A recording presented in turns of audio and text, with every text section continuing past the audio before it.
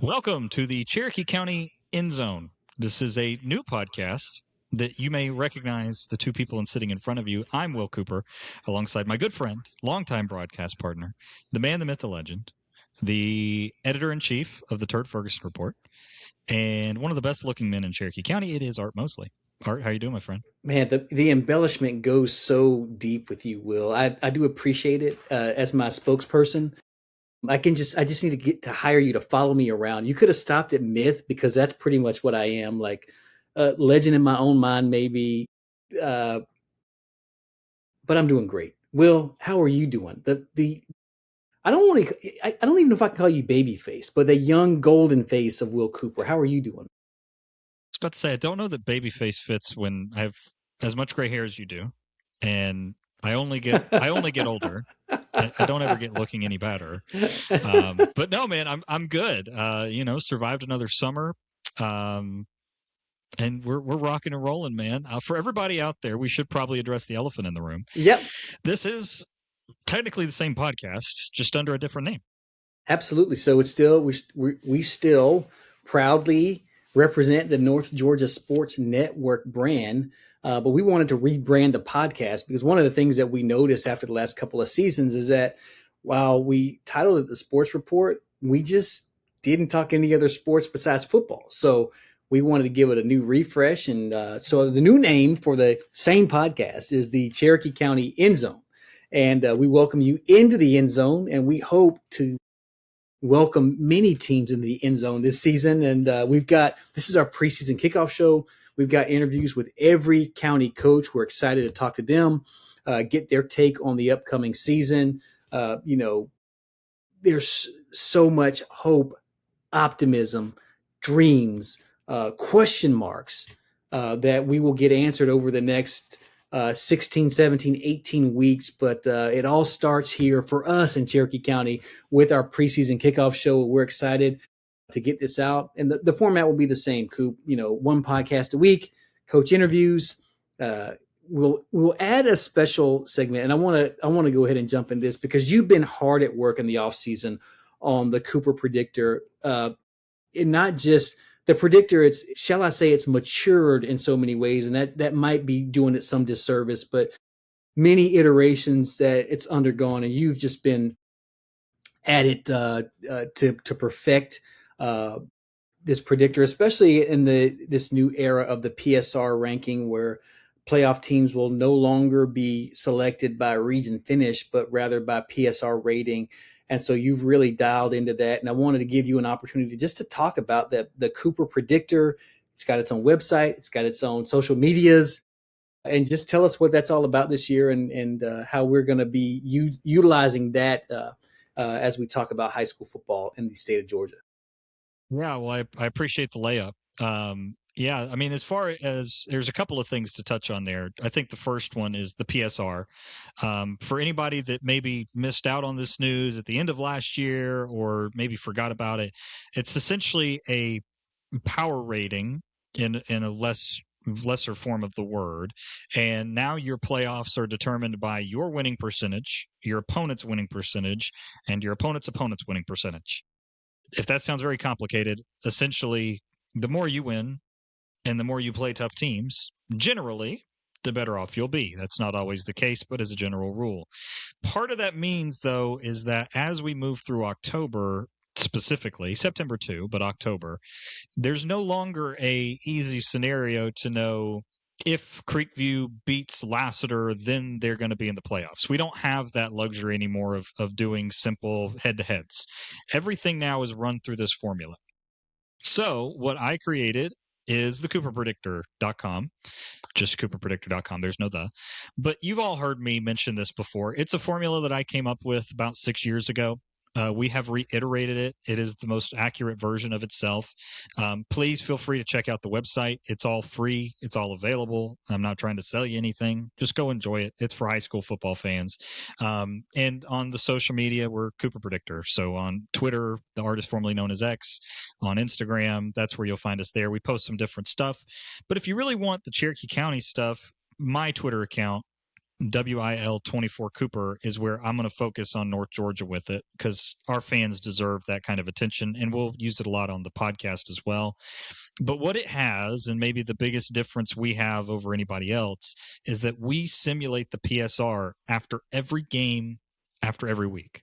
So if you are a Cherokee fan and you beat Lassiter and you think, I wonder what that does to my playoff odds, CooperPredictor.com. We'll tell you then. And we'll tell you here on the show. We'll be honest about it.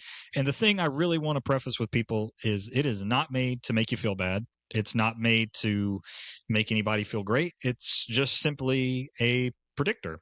And please use it as such, and know that it's just numbers. I don't have my own spin on it. So that's basically my sales pitch. So anything else you want me to add there, Art?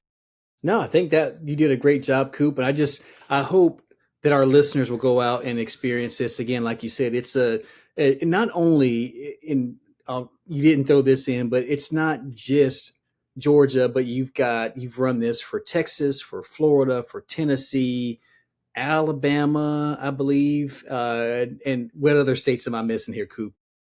So Florida, Georgia, Alabama, South Carolina, Mississippi, I did not add, Louisiana, Texas, and California. So there's 8 states. And we noticed that you left off the inferior state of Ohio and Pennsylvania. So great job there, because we know the best high school. Southern. Yeah.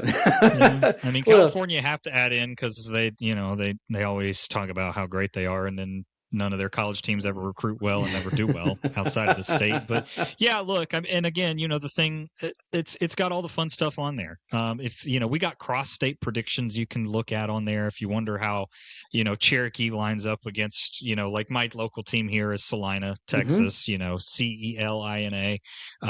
If you wonder what kind of football we're watching, that's an idea. The thing I like to do with it is my family always made the trip down to Orange Beach, Alabama every year, and we always wanted to go watch Gulf Shores play because they had a pretty decent program for the last few years. Well, now you can see how they would compare in Georgia. And it's all explained there on the site. Again, the socials are there. If you like the nationwide, statewide coverage, the top 10s and the projections, that's your thing, go there. If you just want to know your playoff spot, the website's great for that. We got it all covered. So, and if there's anything that you wish it had, let me know, because odds are I can probably add it. There we go. The Cooper Predictor. So CooperPredictor.com and Cooper Predictor on all the socials. And one thing I'll throw in here, it certainly gets more accurate as we get more data. So in any event, Will Cooper's done a fantastic job with that. Just want to give that a quick plug before we get started. We talked about the PSR. That's the big difference in Georgia high school football this season. Cooper, are you ready to start talking about high school football, Cherokee County high school football here in the Endzone? I couldn't be more excited about it, man. That calendar hits August and my blood starts pumping. So let's get after it. Let's do it. Hey, first up, let's go ahead and let's start with an interview, man. We're going to start with we're going in alphabetical order, which ultimately starts us with the senior citizen of high schools in the county at 71 years old now, Cherokee High School, in a brand new building. So we've got Coach Adam Holley here on our first interview up, and Coop, I think you've got it from here. Let's take it away. And joining us now is the head coach of the Cherokee Warriors. It is Coach Adam Holley. Coach, thank you for being back with us. Yes, sir. Thank you guys for having me. Absolutely, Coach. We always look forward to it, especially with a fresh season on deck, I should say. Yes, sir. Coach, I've been asking the other coaches this, so I want to get your take on it as well. The new PSR format, it's the big talking point for fans right now in the preseason. Interested to know if it changes anything that you do now that there's not a pre-region schedule to kind of get warmed up and then get into the games that matter for playoff seeding, or is it still business as usual for you guys and trying to hit the ground running game one? Yeah, I think it's a little bit of both, to be honest. I think there's a balance. I think there is a reality that every game matters. Game one could be the difference between you getting in and not getting in the playoffs. So I think that your preparation and approach to those first few weeks is definitely different than what it traditionally was when it was non-region play, when you could kind of look at those first 3 or 4 games as let's just get better, let's just improve. And then once we get to region play, that's when it really matters. Obviously, that's all out the door. So But I think it's good for football. I think it's good for the sport. Now, I mean, truly, all 10 games are important because, like I said, it might be the first game. It could be that third game. It doesn't matter, but you never know which one might be the difference when you getting in and not. So I do think it changes a little bit of your preparation. I think that as a coaching staff, you've got to make sure that you've got all the bullets in the chamber for week one, just because, there's so much more importance on that game, I guess. And they're all important, but you guys know what I'm talking about with that. But yeah, I think that there's that aspect to it, but then there's also going to be a business as usual too. Like, let's still approach this game like every other game. That doesn't make anything different. I think you still approach practices and the workouts the exact same. But I do think there's a little bit more, I guess, intensity with making sure that you've got everything ready for game one, because, like I said, that could be the difference at the end of the season. Coach, it'd be tough to talk to you without talking about your new digs. How are things fitting in over at Cherokee and the new facilities, and certainly first week of school getting started? What's been the atmosphere just around the team around that? Wild, crazy. There's so much work that went into this summer. This was an extremely busy summer for our program, for our staff, obviously for everybody that works at the school and for the county, to have everything ready and prepared so that we still did June at the old school. So all of our June workouts and everything we did was still there. But then once we hit dead week, we moved everything over. And then so when the players reported back after the dead week, we were at the new school. So, it's been amazing. It's been really cool. Obviously, there's not many people that get to experience moving into a brand new school in their career. So, to kind of get to put your stamp on things and make it yours has been really fun and special to me. But yeah, I mean, the facilities are incredible. We're extremely blessed to have what we have now, and I think our players know that, and they're taking pride in that. Yeah, Coach. One of the things that I saw in the off season was the social media pages had shared, kind of the first look of the new digs, the new weight room, and all of that. And you had gotten with the team and told them it's a reflection of how the community feels about them and how much they pour into them. I loved your answer on that. I thought that was just a tremendous way to get them to know that, even though we may be out there, him hawing every once in a while, that's a small minority compared to the fact that we want these guys to do well. So Sure. just want to give you your flowers on that. And then the actual football question. Yes, sir. When we talk about quarterback, obviously last year, it was kind of a rotation between Sawyer Ray, who's moved on, and then, freshman Zach Parker, who has continued his good streak, picking up some recruiting offers in the offseason and moving into his sophomore year. How big of a difference is it for you guys knowing that you have your QB1 as opposed to last year when you started with one and then injuries and games dictated changing out and throughout middle of games and things like that? Yes, sir. I mean, continuity is huge in an offense. There's no doubt, especially at the quarterback position. So I think all of your planning and everything you do in the offseason, it's nice to know that you're pretty confident in who your trigger man is back there. And I think that changes your approach in the offseason because you know his skill sets, you know his strengths, and you know his weaknesses, and you kind of want to build the offense around that. So that was big just for planning purposes for the offense of knowing who we have back there and what he's good at, and what his weaknesses are. So that's been awesome. But yeah, I think just and really having a better idea of what your identity is big too, and it goes into play with just knowing what you're going to be good at and know what areas of the offense you're really going to have to work over the offseason throughout the summer so that you can be the most well-rounded team and well-rounded offense you can. But yeah, the continuity and just having that identity beforehand. But there's still a lot of questions. We're replacing 2 weeks, but I feel really good about where we're at. We've had a great offseason and a great summer. Coach, you talk the offseason is great. You got a returning quarterback who's special. However, we're looking at the backfield, and I guess Brandon Hamilton doesn't get an extra year. Right. Jack Rubin doesn't get an extra year. And so how do you fill the void? I know you had some young talent and kids coming up and guys like Torrey Hearn, who got some carries last season. Luke Nolan kind of, had a run at it at tight end. But who are the other players that we can look forward to on the offense to complement Zach in this 2026 version of the Warriors? Yes, sir. Well, in the running back room, it's by committee, and that's what we're actually excited about. That we don't feel like there's one guy that's going to have to carry the load. There's a group of them that have really grown a lot this offseason, improved. Torrey Hearn, for example, obviously we knew what we had in him. He had a great sophomore year, had a handful of touchdowns, and obviously we're going to rely on him heavily, and he's going to have a big role in our offense. And he's had a great offseason. But guys that you might be familiar with, like Des Murphy, played a lot of DB for us and started safety for us last year. We knew he was a well-rounded athlete. He had played running back in years prior, so he's going to play a little bit of both ways, and he's had a great offseason at running back. Micah Spear is a young player that was sub-varsity that has really had a good offseason. And Colby Nelson, and I can go on, but really that's kind of, I guess, the blessing now is there's going to be a group of guys that are going to have to fill that role and not just one. And really the same thing with the receiver position to fill Jack Rubin's spot. Jack did so much for us, but we keyed on him so much. And I think that at times that probably hurt us last year because defense is new. But this year we have such by committee again, there's such a well-rounded group. Chris Turner, for one, he started corner for us last year. He's going to play some receivers. Had a great offseason. Graham Langan was a very talented player in the middle school program. He played baseball only the last couple of years, so he has come out and he's done a tremendous job. But so many young guys have stepped up in a big way in the receiver room that we're excited to see that kind of unfold these next few weeks. And Coach, since we talk about the offense and some of these guys that have switched over, let's talk about the defense for a minute. When you look at guys like, returning Trenton Barnett, big deal.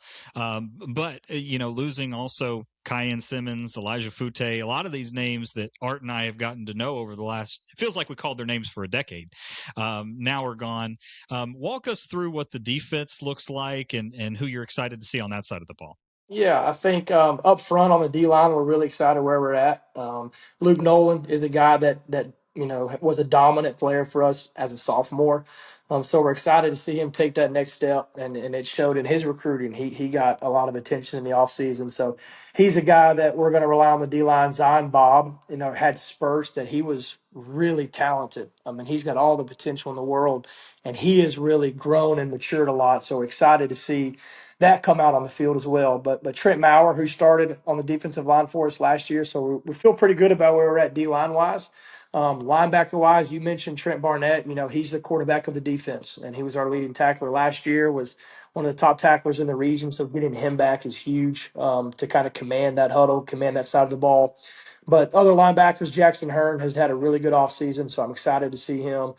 Caleb Irwin, and some of those guys that stepped up that we knew were very talented, that played really well for us on JV, that just needed to kind of wait their turn to get that varsity time. So here it is. And DB wise, Chris Turner's back, Dez is back, and we've got some other guys that have really stepped up this offseason: Hunter Jackson, Brendan DeFore, some guys like that that we're excited to see. Well, Coach, you guys get started Friday the 7th. You'll travel to Creekview for the scrimmage, and we'll have to wait a couple of weeks to open up the new Tommy Baker Field or the Tom Baker Field at the new Cherokee High School, rather. That's right. Coach, as we wrap up here with you, is there any message you want to give to the Cherokee community? And I got to pause before you say it. And I know I'm biased, but it is the best community in the county. There's no doubt about it. Canton's high school, Canton, right. It's the best. So I'm going out there, and I'm going to be accused of being a homer. Coach Williams will send me a text, and shortly after this. But anyway, is there any message to the community who I don't know if there's another community that supports a high school. What sport, what activity? Yeah. I think nobody does it better than Canton. But any message you want to give to this community?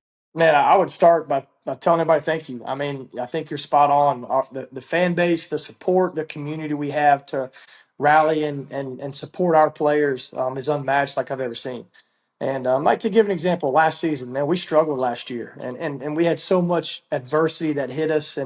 But what was just showing about our community was Game 10, and we had a struggling season. But yet, Game 10, it was a packed house there to support the team. So just things like that make this place special. Now, hopefully, we're ready to turn the page, and I'm confident in our team. I think this has been an extremely strong offseason of our culture really starting to grow and take root.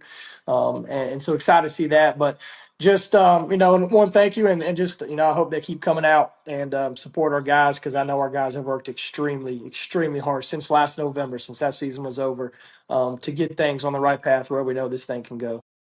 Absolutely, Coach. Well, we certainly do wish you the best of luck. Again, as I take a look at the schedule, you guys open up week 1 at home against Lassiter. Right. And I would say a much improved Lassiter team, as we've talked to other coaches around the county. And those guys have taken their lumps. We've seen them in region Class 5, Class 6, however you want to call it. But tough opponent to start out the season. Yep. We're looking forward to it, and we can't wait to have you back on the podcast later this year. Yes, sir. Yes, sir. Appreciate it, guys. Thank you. So thank you to Coach Holley for being with us on the new old podcast. However, we're going to address that. It'll take us a while to find our footing. But I'll tell you, a few takeaways are, he seems very optimistic about this group. And I think he has a lot of right to be, because even though they have struggled, really in his first 2 years of being there, the growth that they've had has been tremendous. Yeah, it has, Coop. And you got a great piece at quarterback to build around. And as Coach Holley mentioned, that provides some consistency. Excited to see some of these names, Des Murphy, Micah Spear, Colby Nelson, that running back by committee. And then Chris Turner, Coach Holley didn't mention it, one of the fastest guys on the football field, and then Grant Langham as well. Looking forward to see that and to see the next iteration. We saw that this team could score points. It's how fast will they be able to pick this up in a tough region. You don't lose anybody. You pick up Paulding County, and we don't want to go to the Cooper Predictor to figure out what we think about Paulding County versus Cherokee. But no wins are given on August 3rd, 4th, or 5th. I can promise you that much. But I think he's got reason to be excited. He returns his leading tackler in Trenton Barnett and a signal caller on defense. And again, Luke Nolan, a young man who maybe flew under the radar for a lot of people last year, but has had a tremendous offseason with some of the offers he's picked up. Should be a fantastic, opportunity for Cherokee to make some noise. And Coop, they don't have to go, 5-5 to make the playoffs here. This is a team that, I'm not saying that they will win 5 games. They won't win 5 games, but they have as legit a shot as any other team here in Class 7A to make the playoffs. Yeah, the Cooper Predictor puts them at a 27% playoff odds, and it has them at a 3-7 record. Those both come with some heavy caveats. Mm-hmm. I think, first of all, when you look at their first 2 games, Lassiter and South Forsyth, I think if Cherokee really puts on a show offensively with those, it'll help their rating tremendously. The other part of that, and this is something that we've talked about with Cherokee for the last 2 years, it's really been their Achilles heel. They have games where they put up 40 points a game, and they do it relatively consistently, maybe more consistently than really anybody in Cherokee County outside of maybe Sequoyah. But their defense last year, they're 392nd out of 432 teams in GHSA. That, you don't have to improve by much to make a big difference in some games. So, when you look at their projections and you see that they have some games that they are predicted to lose by a touchdown or 2, you think that defense doesn't have to be great. Just back to the average. And this is a Cherokee team that could easily find themselves not only into a playoff record, but also possibly a winning record in their regular season. So, and again, you mentioned Zach Parker's growth. I mean, that jump from freshman to sophomore, especially last year when he was, sharing the role with Sawyer Ray and injuries and things just came up for them. If they can just get off to a start, keep him upright in the pocket, and allow him to operate. He is a 3-star quarterback as just a sophomore. I think they can be extremely lethal. So I like where Cherokee's at. I like their direction, and I like that Coach Holley was very optimistic about them as they break in the new stomping grounds over there. So I like them across the board. I think Cherokee might be one of the more underrated teams, not only in this region, but also in 7A. I like that take, like where you're going. I'm shocked you didn't call me out as a Cherokee homer now, Coop, as me and Coach Holley were. Well, we knew this. I mean, I don't ever get past the allegations of being a Creekview homer. you'll never get past the allegations of being a Cherokee. When we first started this, you were the Sequoyah homer, having just transferred over to Cherokee. So Yes, there was a time. There was a time. there was a time. But back in the day. Yeah, we're not talking about history here. We're talking about this version of the Cherokee Warriors. And again, they will have their preseason scrimmage on the 7th.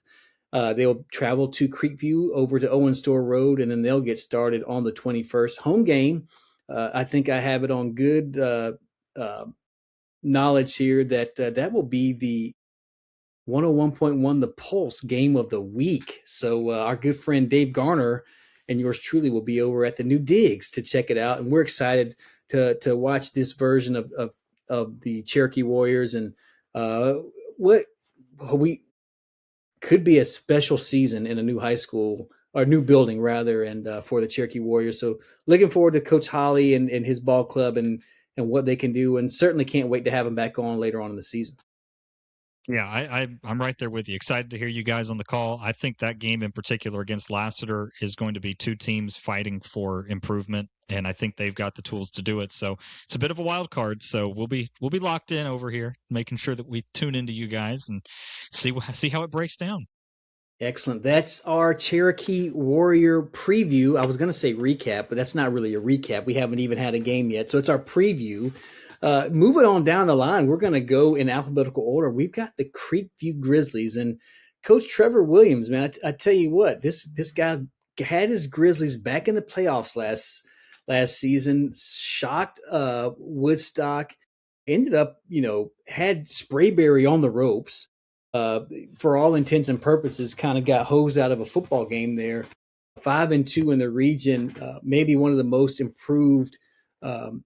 I know maybe the overall record doesn't show it, but last season, maybe one of the more improved football teams, especially after starting out 0-3, they just kept chopping wood. But Coach Williams is calling in. Coop, let's talk to the main man at Owen Store and see what he has to say about the Creekview Grizzlies. And joining us now is the head coach of the Creekview Grizzlies, Coach Trevor Williams. Coach, thank you for being back with us. Thanks for having me always, guys, man. Getting to talk to you for the first time, it means football season is here, and we couldn't be more excited. Hey, Coach, we always look forward to it as well. And I want to start off with the biggest change maybe for us as fans, if you will, and that is the PSR, which now means that every single game matters. So it's not like in the before times, not that you viewed any game out of region as a warm-up, but everything matters for playoff seeding. Has that changed anything for you guys preparation-wise, knowing that as soon as you hit the field first Friday on August 21st that it's now real, or is it still kind of same as always and we're just going to go about our business? I think to me, you had to be ready to go week one regardless, because to me, those seniors only get 10 guaranteed. You can't roll in and say, okay, well, this one doesn't matter and this one doesn't matter. Now, there were situations where, if you had a good start, okay, that's all fine and good. We're 3-0, but that doesn't help you get in the playoffs. Or in our case last year, we're 0-3, but that doesn't hurt you from getting in the playoffs because here we go. So that side of it changes, I think. But the preparation with spring practice, padded camp, 7-on-7, if you're not ready to go week one, then you got to evaluate your offseason, I think. Very well said, Coach. Speaking of being ready to go, you're going to be missing some familiar faces, guys that we've grown accustomed to at Creekview, the Penrods, certainly. Mason Munn, who I thought maybe had one of the more outstanding senior years. Some might look at the stats and say otherwise, but just the things that he meant to that football team, guys like Jackson Shirley, Carter Cundy, and we can go on and on down the list. How do you replace that leadership? I think you're certainly going to have kids come into the program, but one of the things that stood out to me about that group was some of the leadership. How do you replace that, and who's ready to step into that role for you guys this season? Yeah, I think, those are the types of guys that, as a coach, you talk all the time about leaving a legacy. Those guys left a legacy of leadership. Now the J.D. Russells, the Landon Parkers, Landon Barnes, Ryan Sullivan, those guys have somebody to look to say that's how they did it and they did it right. those guys handled things the right way. They led the right way. And we've got a leadership group of captains and a leadership council that have stepped right in for those guys. Obviously, replacing the production is one thing, but who they were as people. And man, you said it, Mason Munn, as unselfish of a young man, and to go from 130 carries his junior year to 30 carries as a senior to go help lead a defense. That's not common in today's time anymore. But now you've got guys like JD and Zach Reese and Landon Barnes that have seen the example and hopefully can try to duplicate it and take it to new heights on top of that.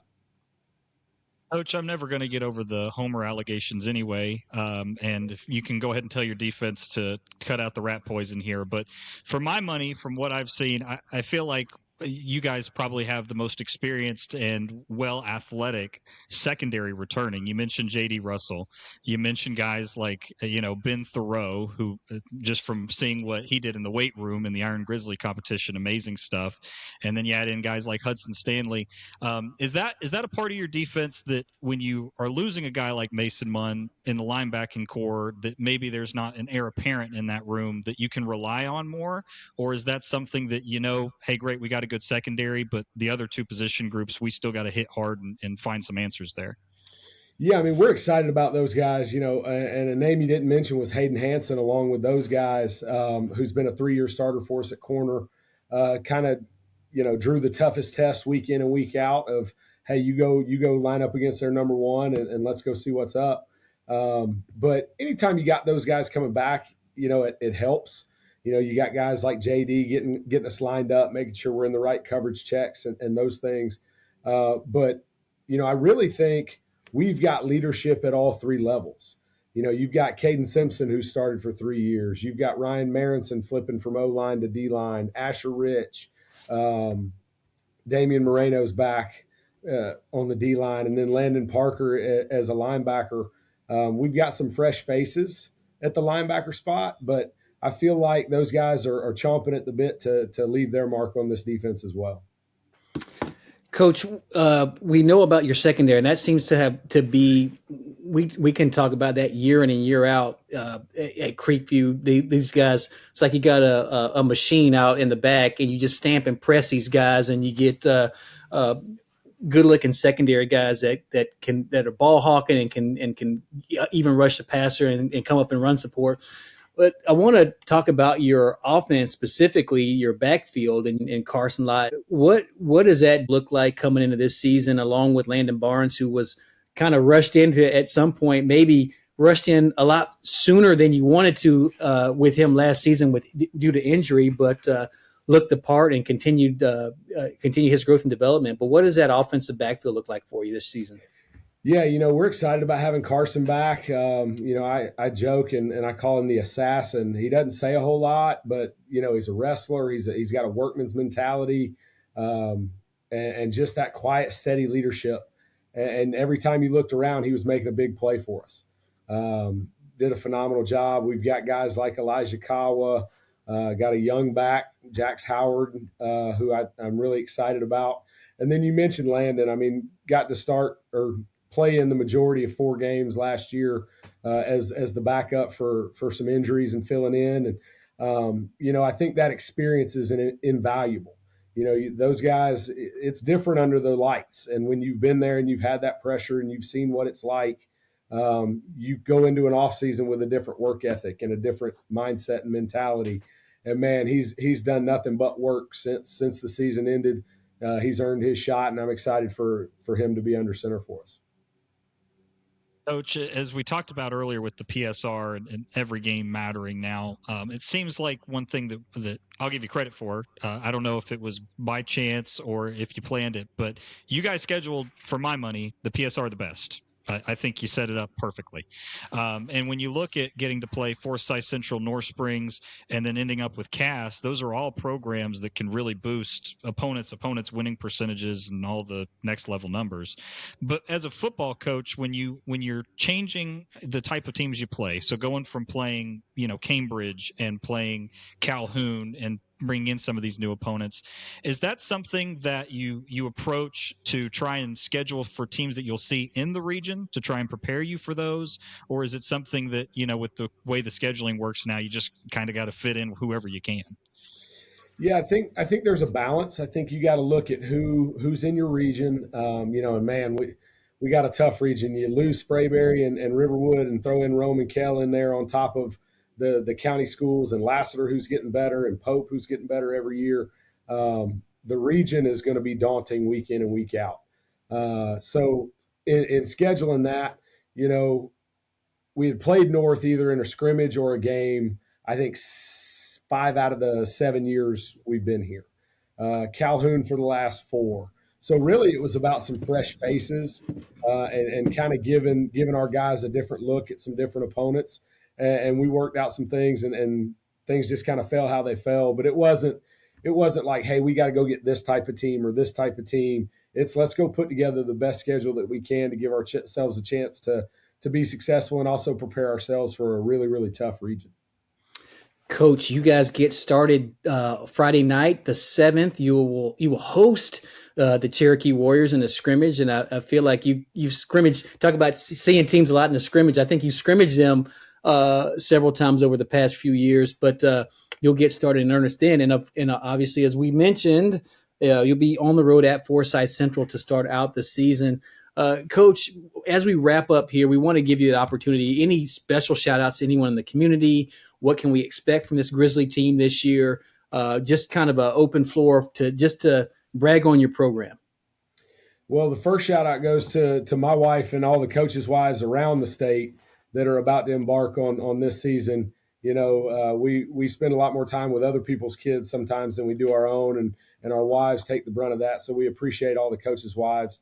But Tim Lovato, my booster club president, has been for the last 6 years or 7 years, doesn't have a player in the program, just loves being around our guys. And Jason Radham's our vice president, who also, Cade Radham years ago, but hasn't had a kid in the program since 2018, and just loves Creekview football, loves this community, loves the people in it. And those two guys are glue that holds it together, and couldn't be more thankful for those two. Excellent. Well, Coach, we look forward to this edition of the Grizzlies. Again, last year, first round of the playoffs. This year with the PSR, who knows where you guys will end up. Thank God you won't be matched up with Region 1, 1 Hopefully through 4. Not in Houston County. Amen, amen, and amen. Coach, we wish you the best luck this season. We look forward to having you back on the podcast. I appreciate it, guys. Go Grizzlies. So thank you to Coach Williams for being back on with us. And Art, you made a point before we went to the interview there. I want to get back to that. You mentioned about how they started the season 0-3, obviously losing to Calhoun, North Forsyth, and Cambridge. That's kind of my point with this new PSR thing, is that these teams, I think, are really going to be tested. And it's not to say that if you start 0-3 that you won't make the playoff. I mean, again, Creekview last year, regardless of how it ended up in the region, they would have made the playoff under the PSR anyway. I think they would have been the 27th or 28th seed. So I, for one, think that it's a good change. I actually like the PSR. I don't like the math behind it, but I like the theory of, every game matters. And Creekview did themselves a lot of favors. The Cooper Predictor has them at a 60% playoff odds. They're projected to go 5-5, and it's a lot like the story we talked about with Cherokee. Like when you look at one loss that the Predictor assigns them as Cass, I'm not sold on that. I feel like Creekview doesn't have to improve much to make up that ground. That River Ridge game, that's a game they won last year. That's a projected loss for them. I'm not sold on that. I think the wild card of the region remains really the top 3. The preseason vauntedness of Rome, Kell, and Sequoyah, all of those teams are in some pretty sizable transition periods in one way or another, whether it be personnel, coaching staffs, or anything else. So a team like Creekview, I could see as an outside chance of making a deep PSR run. I think if there's one team that could maybe vie for a home playoff game in 6A that we're not kind of circling right now, I think it could be Creekview. Well, they certainly have what I would consider the recipe for making a run. You've got established a proven running back who's going to get some help maybe from Elijah Cowa. We're talking about Carson Lott in the backfield, Landon Barnes, who had a successful, I would say, freshman season. Then last season, start coming in, and as Coach Williams mentioned, I would say it wasn't mop-up time. He was a starter for 4 games, and in some of that stretch where Creekview turned the corner, we talked about Carson Lott, his versatility. Coop had over 660 yards rushing, caught 6 balls out of the backfield. Zach Reese also at receiver. But with Creekview, we can't not talk about their secondary. Guys like Hayden Hanson, J.D. Russell, Zach Reese, we mentioned before. I think the list goes on and on with their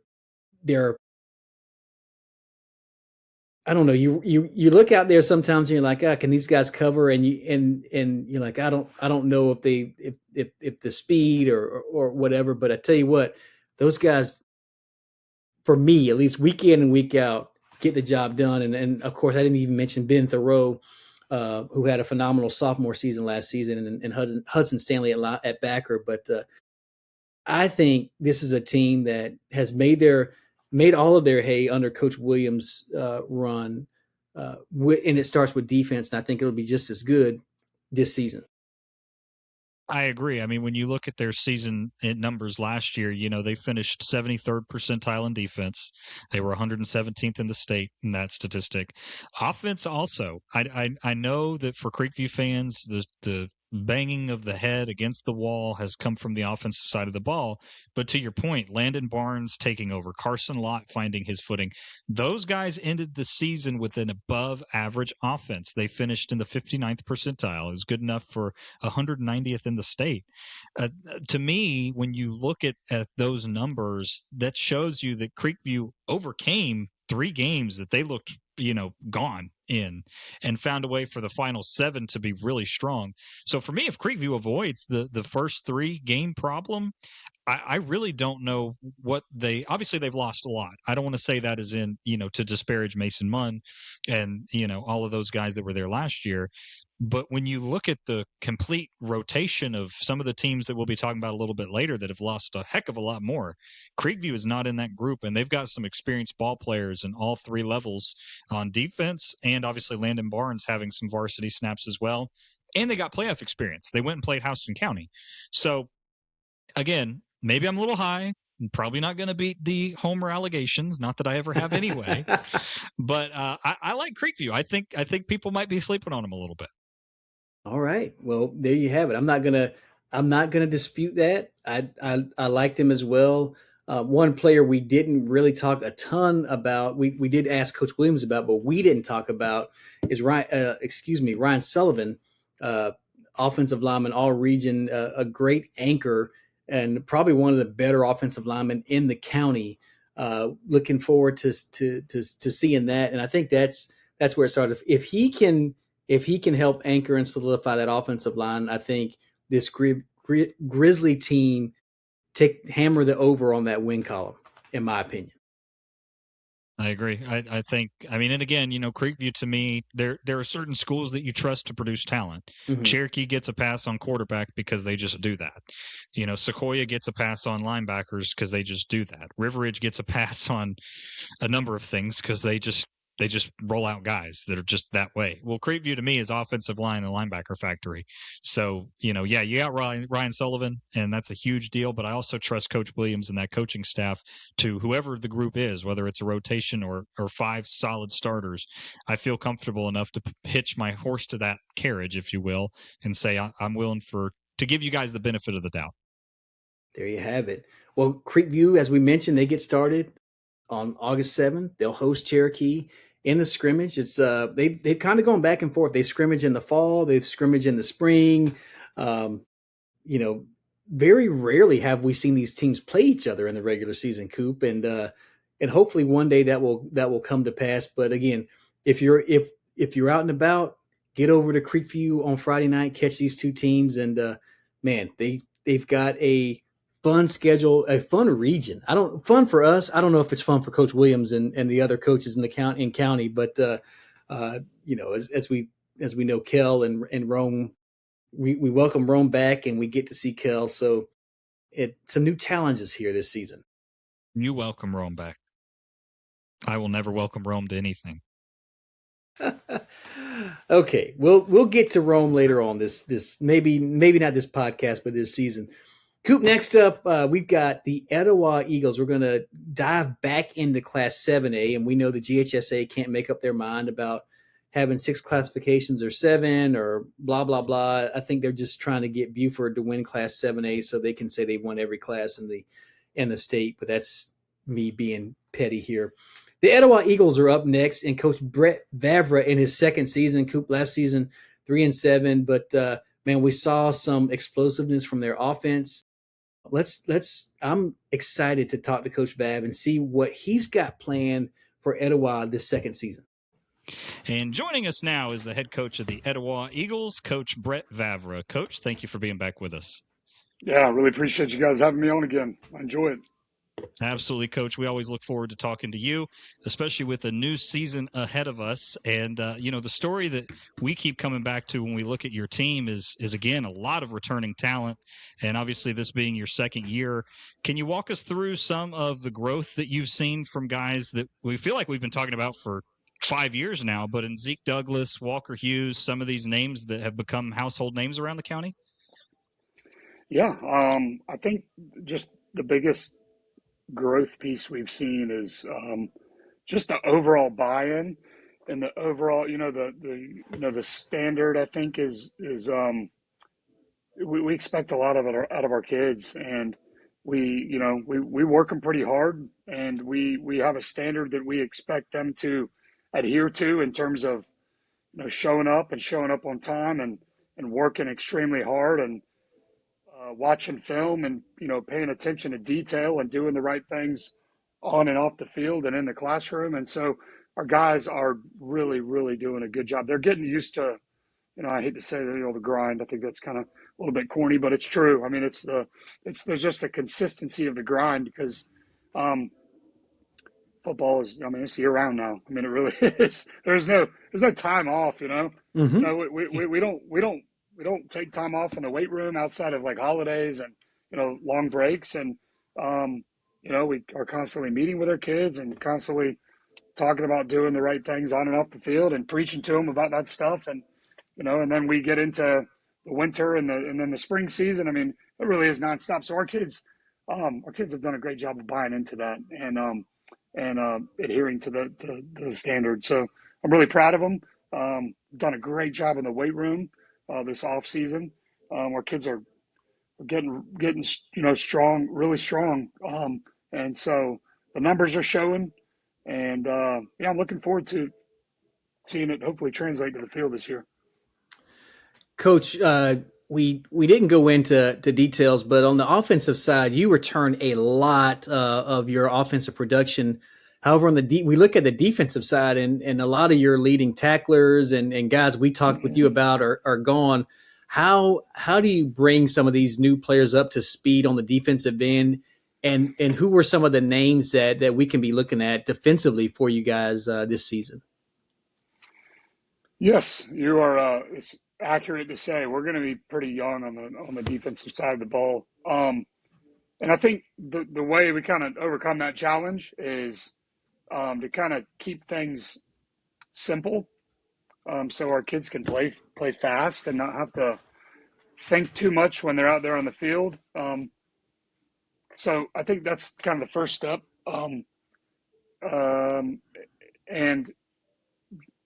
Just getting them a lot of reps at practice, and I've been a part of teams where you had a lot of depth, and that depth needed to stay sharp.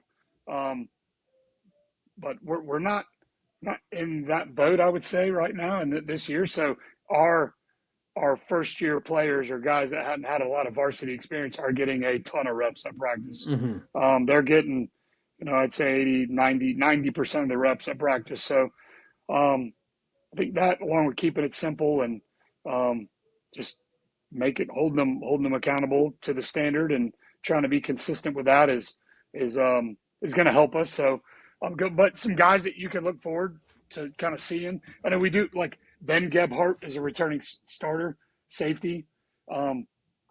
He's going to do a great job for us. He's kind of had a little surgery, off-season surgery on his shoulder that he's recovered from, and he's cleared fully. Another returning starter is Walker Hughes, who played both sides of the ball last year. He's going to play some safety for us this year, started safety. He's the slated starter as of now. But he's doing a good job.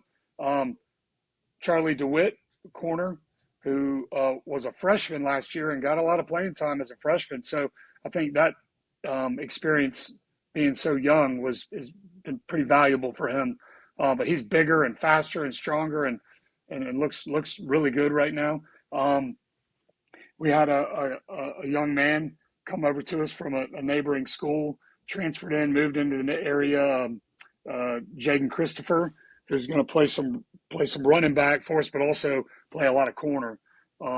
So looking forward to see him just continue to progress. Brandon Stewart, another kid, he was a sophomore last year, will be a junior, obviously, playing some safety for us. And see Dalton Quick at the inside backer, and Bryson Graves, Donovan Pollard, another returning starter at defensive end. He's had a really good offseason. He's doing a really good job. Jackson Warren plays our defensive tackle position. He's another returning starter we have out there. Reggie Brule is going to play our Sam. Done a great job. He's not real big. He's not the fastest kid we got, but he's a pretty savvy player. So we're playing him to the field.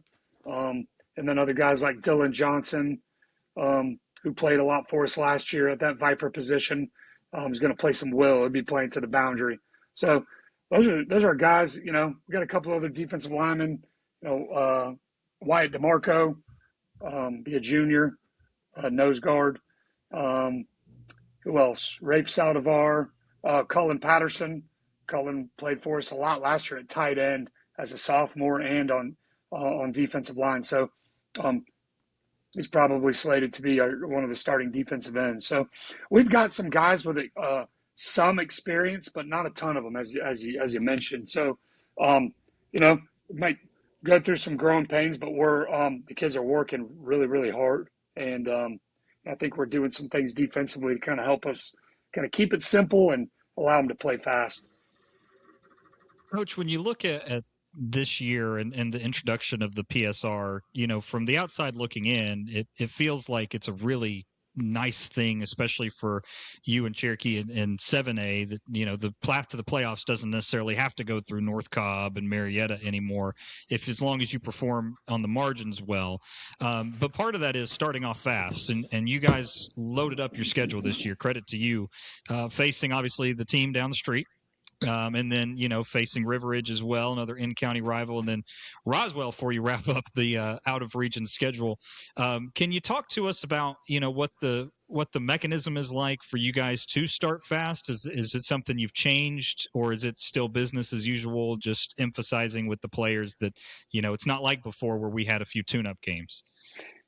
Yeah, I think, we've definitely talked about probably a little bit more as a coaching staff, about the sense of urgency that's going to require on our part to try to get off to a fast start. I think when it comes to the kids, I try not to focus on outcomes too much.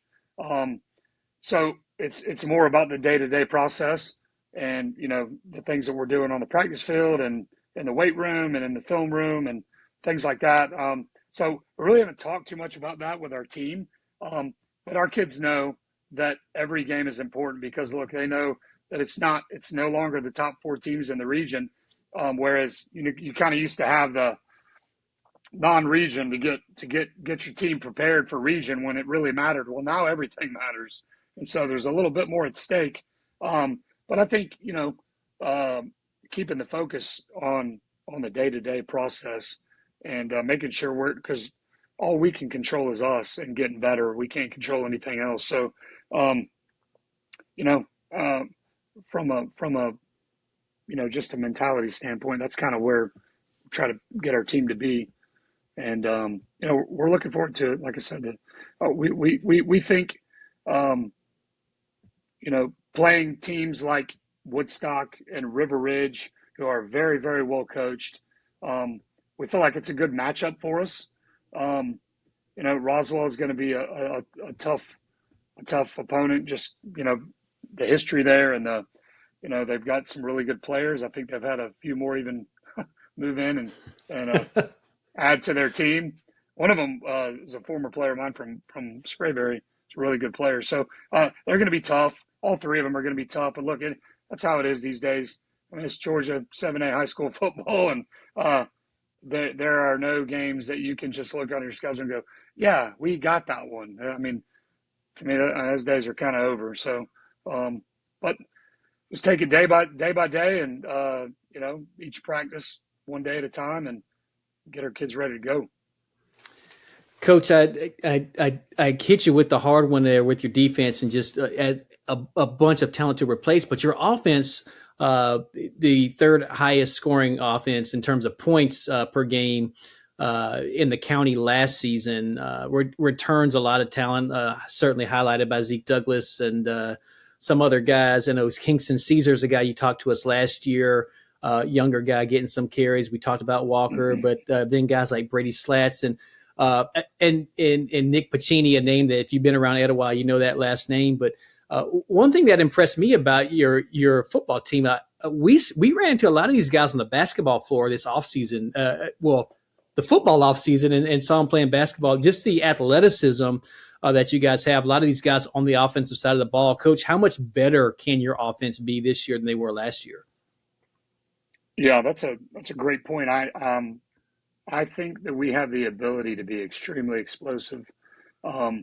We have the ability to make some big plays, and through a number of different avenues, whether it's Zeke, in the read game, run read game, whether it's getting the ball to Kingston, Caesar out of the backfield, or Walker Hughes out of the backfield, or to Nick Pacini, Pacini. I said it like you said it. Or, it's actually Pacini. Another kid that's just a sophomore tight end. His name's Q McBride. He's a really good player for us. Or we Shamarion McLaurin. It's a name you probably haven't heard. He's had the year off, didn't play football last year, played as a sophomore, and I heard a lot about him. Didn't get the opportunity to play last year, but he came back out this year, and he's a really good football player. He's another one you're going to see on both sides of the ball at running back and at linebacker. So looking forward to see him grow and produce for our football team. I think I remember talking to you guys about this last year, that establishing the run game was something that I felt like was really, really important for us to have success. And that's just my philosophy as a coach. I mean, I want to run the ball first. I want to be able to pound people and do it consistently. We don't need big plays in the run game. However, I think we'll get them, but I think that we're going to have the ability to be a little bit more consistent in our run game this year. We have a lot of offensive linemen back. They've had a really, really good offseason in the weight room and on the field. I brought in a new offensive line coach, former Etowah offensive line coach who I worked with in the past, Chris Pack. I was able to get him back from Kell. So he's doing a great job. He and Coach Isham are coaching the offensive line, and they're doing a really good job. I really think we're going to be able to kind of mash people at times this year if we get what I think we can out of them. You guys will get things kicked off. Now, other county teams have their scrimmage this Friday night. You guys play Hillgrove next Friday on the 14th, if I'm not mistaken. Before you get started with, as we mentioned, that other team from across the street for you guys. Coach, is there any message you want to send out to the Etowah community before we let you go about just the support, the work these guys have been doing, or just a shout out to anybody in the community who's been special for Etowah football? Yeah, well, there's a lot of those to name. That would be tough. I'd definitely leave somebody out and hurt some feelings. But no, our kids are really, really excited. I'm looking forward to my second year. Second season, I love our coaching staff. I think we've got a great group of guys that does it for the right reasons and is going to get the most out of our kids. And The community's been absolutely amazing. We had our scholarship fundraiser golf tournament for Etowah football last week, last Friday, and the show of support was incredible. I mean, we had like almost 40 foursomes out there playing golf, ton of sponsors out there, just people having a good time and fellowshipping and showing their support for Etowah football, and so that was really really cool. That was kind of like kind of touched my heart to show to kind of see how many people want us to be successful and how much they're willing to support. So, looking forward to it, guys. Regardless of wins or losses, I mean, to me, it's just about having a great experience, and if we can win a lot of games along the way, that's icing on the cake. So, but yeah, definitely looking forward to it. Proud of my guys for the work they put in this summer and this off season. Excellent, Coach. Well, we certainly wish you the best of luck in year 2 at Etowah. I know Will and I are excited to have you coaching down here in county, and we know your reputation, as we mentioned last year, precedes itself. And your teams at Sprayberry were tough. We got to watch them play, and we know you've got Etowah moving in the right direction. And we look forward to all the good things this season. And we'll talk to you. Maybe not too far in the future here as we come up on a big rivalry game here in a few weeks. Yes, sir. I appreciate that, Art. Thanks so much, Coach, and best of luck this season. Thank you so much. I appreciate you guys. Y'all have a good night. So thank you to Coach Vavra for joining us once again. And I'm with you, Art. I mean, Coach Vavra is the kind of guy, first of all, I appreciate that he gives us information. He will give you the information you need. And that is so much appreciated in what Art and I try to do on a weekly basis. But the second side of that is he's the kind of guy that you can tell is well thought out. Coaching staff is well thought out and has really prepared his team to take that next step as he moves into his second year. Yeah, Coop, he wasn't shy about talking about how young they're going to be on defense, and as you mentioned, he led us into some of the young men that were playing. I think this is a unique football team where you have so much talent coming back on one side of the ball and then not as much on the other, and so I think that we will see. I don't know if Etowah has to outscore their opponent every week in and week out, or what that looks like. But we know Coach Vavra is not going to throw the ball 35 times a game. That's just not what he wants to do. He told us as much. Hey, we want to run the football, and it'll be a little bit by committee, as I think might be the case for all of our county schools this year. As we lost a couple of good backs to graduation. But you've got a quarterback who's proven he can be dual threat. I think that helps this team tremendously. And then Nick Pacini, Brady Slats coming back as well. I think there's enough here offensively for Etowah again to be competitive week in and week out. I think the biggest question, and even Coach Vavra mentioned, is how fast can some of these. And it might not even be young, but just inexperienced players who were either sub-varsity guys or it just wasn't their time yet. How fast can they adapt to Friday nights? Yeah, one thing I feel really good about with Etowah is that you talk about Zeke Douglas, and he's returning after starting, for the last 2 seasons. So this will be his third year as a starter. And Walker Hughes, same way, right?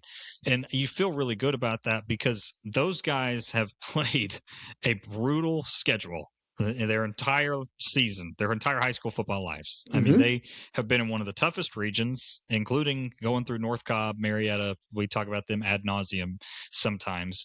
And the schedule for them, I don't want to say it gets easier, but it gets more manageable, I would say. First of all, they had the big win over Woodstock last year. Pretty much for our money kind of derailed what Woodstock had going on, because we were all on the hype train with Woodstock of, okay, you see what they did the last 2 years, this is their stepping stone. Well, Etowah comes in, shuts that down, overtime classic, and then they're going to play River Ridge. And those are, 2 teams that are county level. They're comparable. They're also playoff teams. They've also been consistent playoff teams.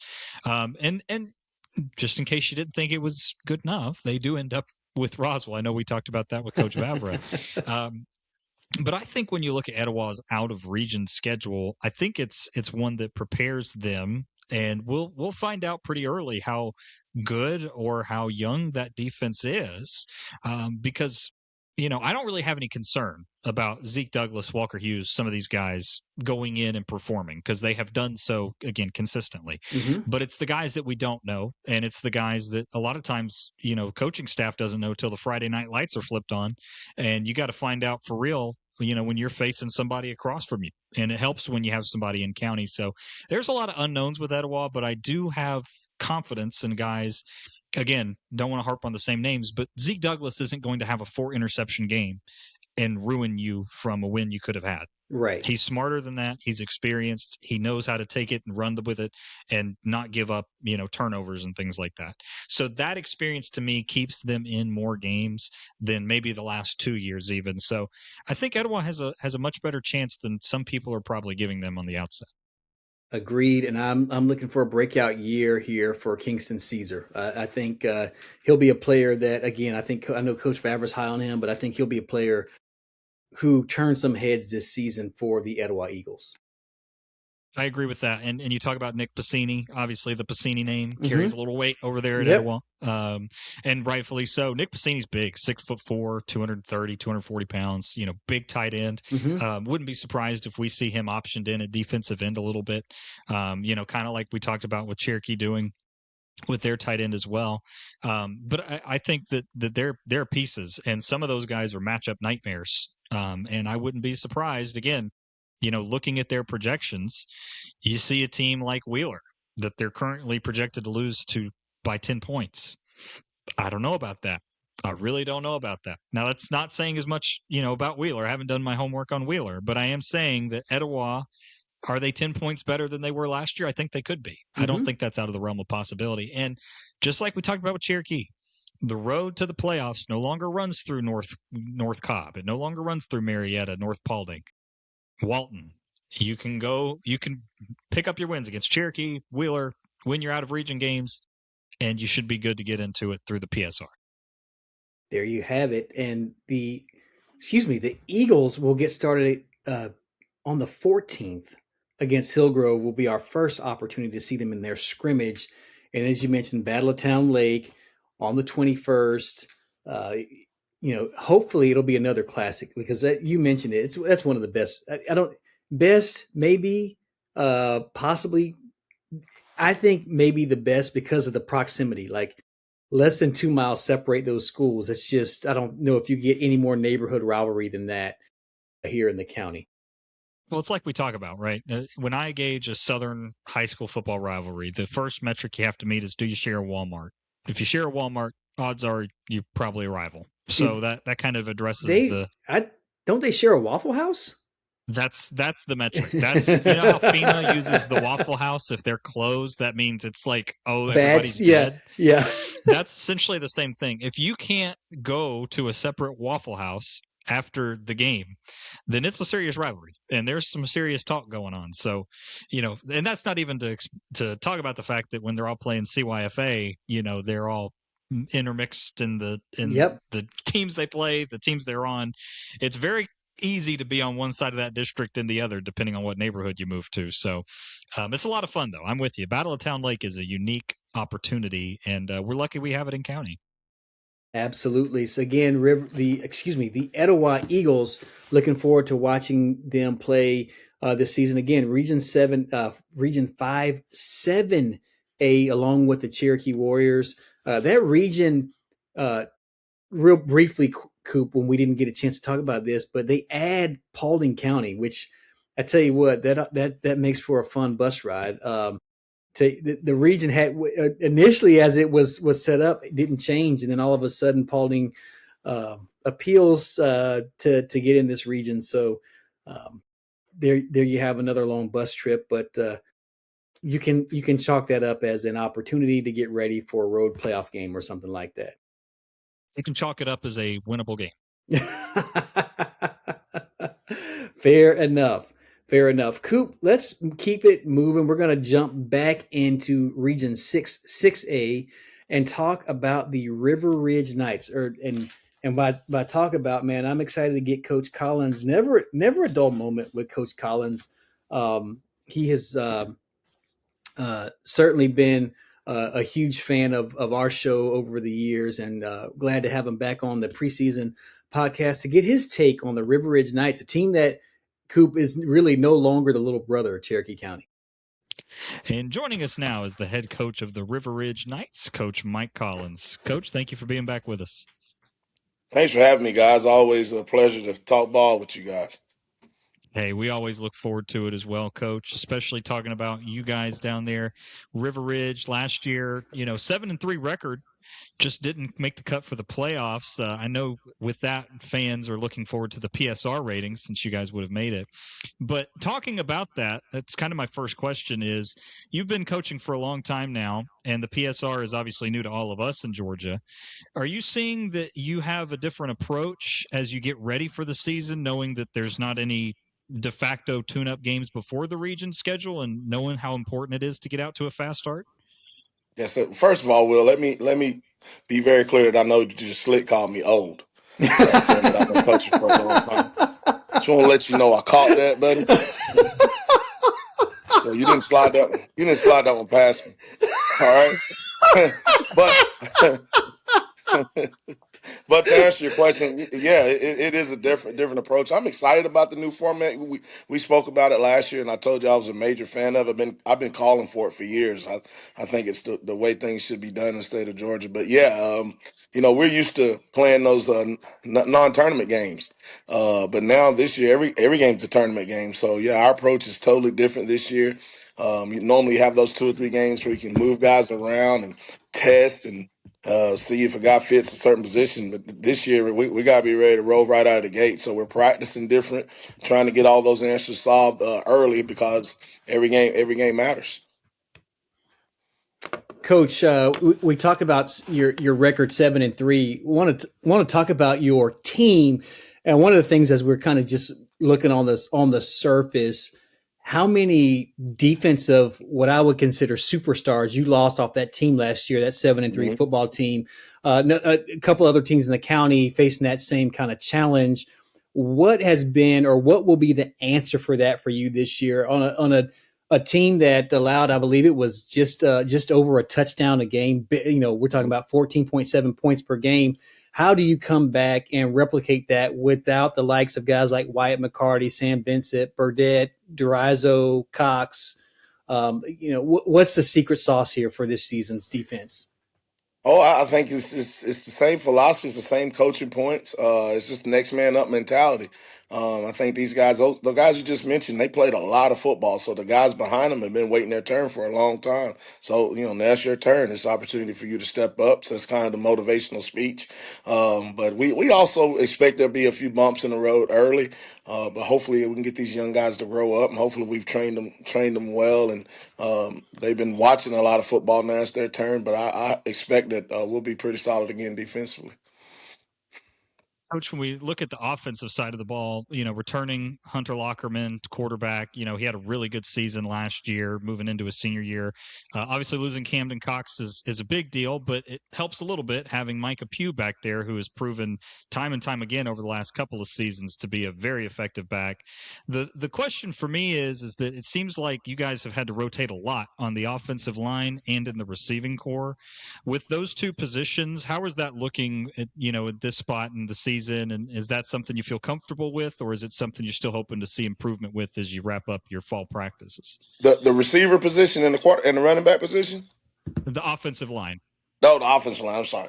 Yeah, man, that's a really good question. Probably going to be the youngest offensive line that I've had in a very long time. But I'm super excited about him. But we do have Caleb McCamey back.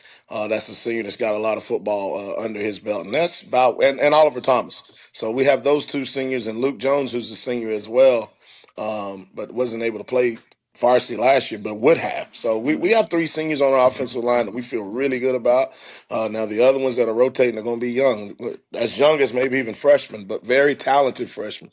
But they're doing a great job. They've had a great summer, but we'll lean on Hunter, as you said, as a quarterback. We feel like he's going to make them Very well, as he gets out of pocket and he makes plays, and Micah Pugh will make our offensive line look good too early. So, again, I wish we had 3 warm-up games for these young guys, but we don't have them. But I feel good about it. Well, Coach, I know you're over here playing coy and playing possum. Last season, we talked about the Hickory Flat Mafia that you guys so summarily took out like that. So we take everything you say with a grain of salt now, Coach Collins, because you're a little bit, you're going to talk about that gray beard and calling you old ball coach or whatever. You know what you're doing, and so we're not going to take anything for granted here with River Ridge going forward this season, but your special teams is another area that we've always emphasized. And I have to tell you, I don't know who's going to be the superstar for special teams this season for River Ridge. But is there any insight you can provide on us? I know you know, the philosophy is, hey, you guys, are you still having the River Ridge special teams draft? Is that a thing still? Is that the tradition here? Are we going to get the best of the River Ridge special teams this season? Oh, absolutely, man. It's a special thing, special teams draft party at the Ridge. We have it every year. We did have our annual draft party this year with huge celebration with guys getting their name called. Some guys were upset they didn't get their name called, but they know there's always a chance. It's a long season, so you better catch somebody's eye. So we've got them out there, and there's a party going on. We practice special teams right now. I don't know the answer to that either, Art. I don't know who the superstar is going to be, but I sure hope we do find one.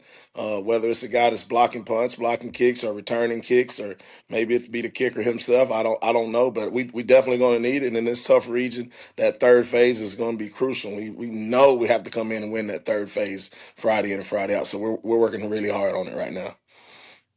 Coach, when you talk about the region and really the out of region schedule, first of all, a big thank you for scheduling Etowah and Cherokee, because that makes Art and I's job a lot easier when we get into the vaunted power ratings at the end of the season.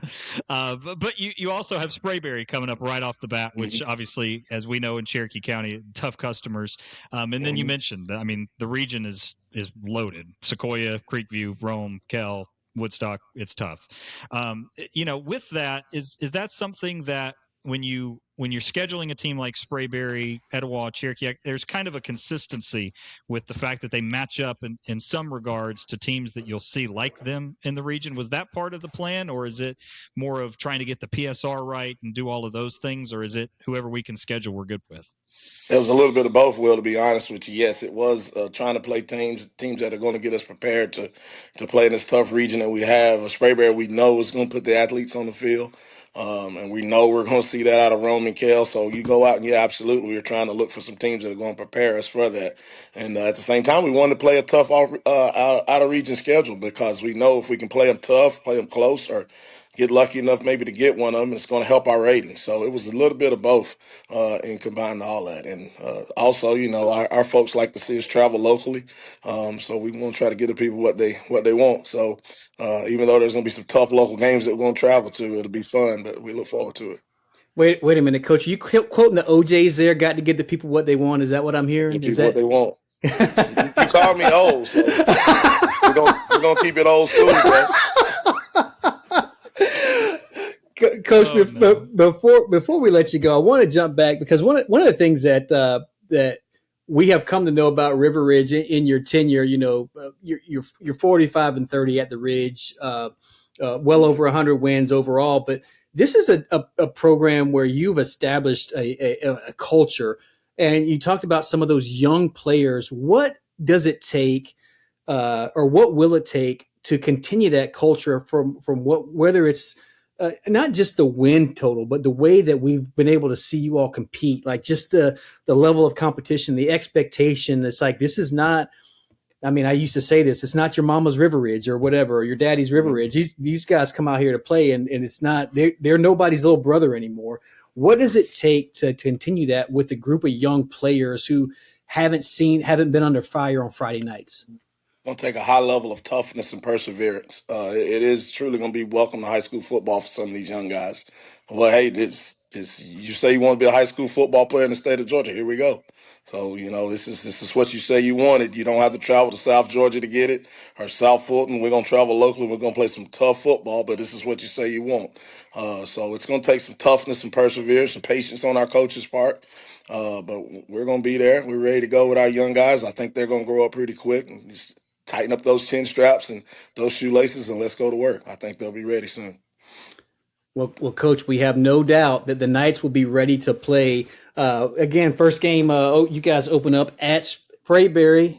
Geesh, as I had to do a double take, and we've seen you guys. We watch you guys compete with Sprayberry year in and year out, and that's become a fantastic football game. And as Will mentioned, Etowah and Cherokee. But we look forward to watching this 2026 version of the Knights. And Coach, we look forward to having you back on if you'll accept us. And we promise we won't call you old too many times. I got a feeling I might have a couple years on you, Coach. I don't know.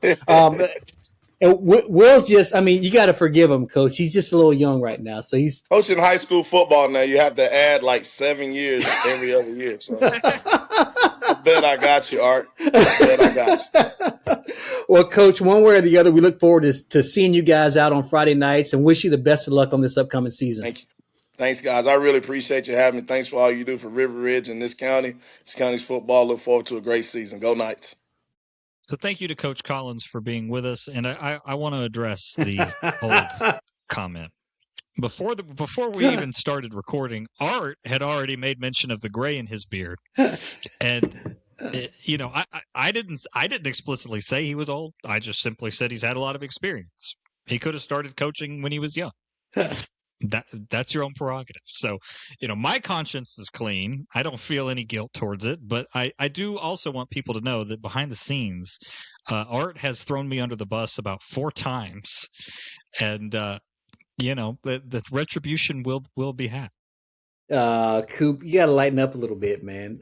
And you're right. I did comment on Coach Collins and the gray, and he let us know, hey, look, when you're coaching high school football kids, it comes a lot faster than you anticipate. And Coach Collins is certainly an experienced football coach at 22 seasons, well over 100 wins in his career, winning record, and certainly at River Ridge has been solid 45-30.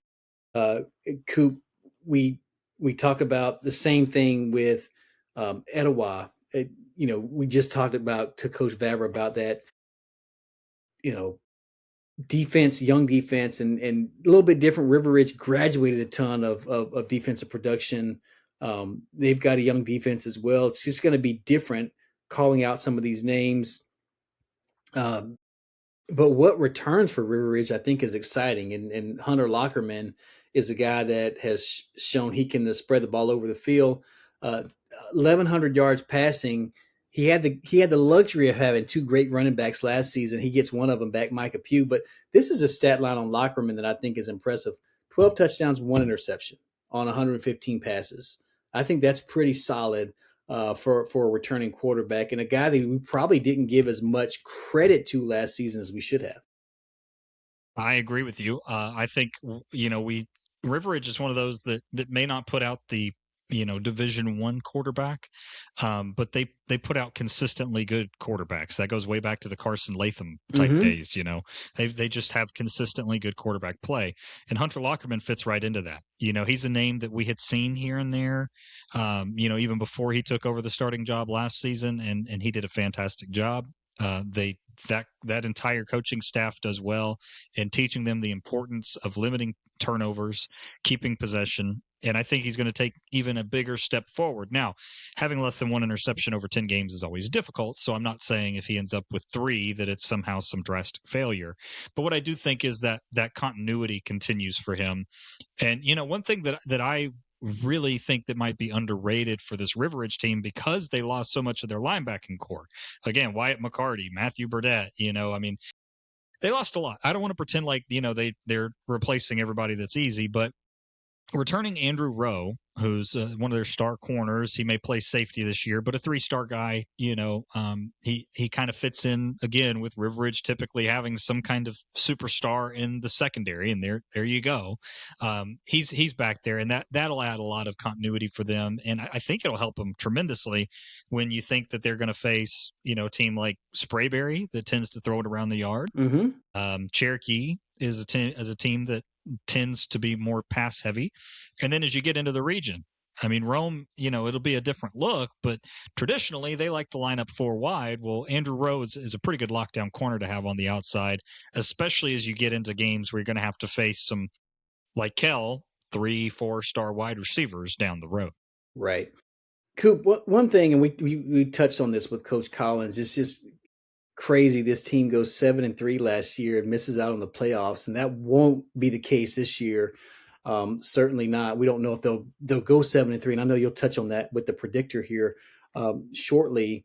But I think this is one of those instances where you look at it, and even Coach Collins said, "Hey, I've been calling for this for a long time." Kind of a balance of play.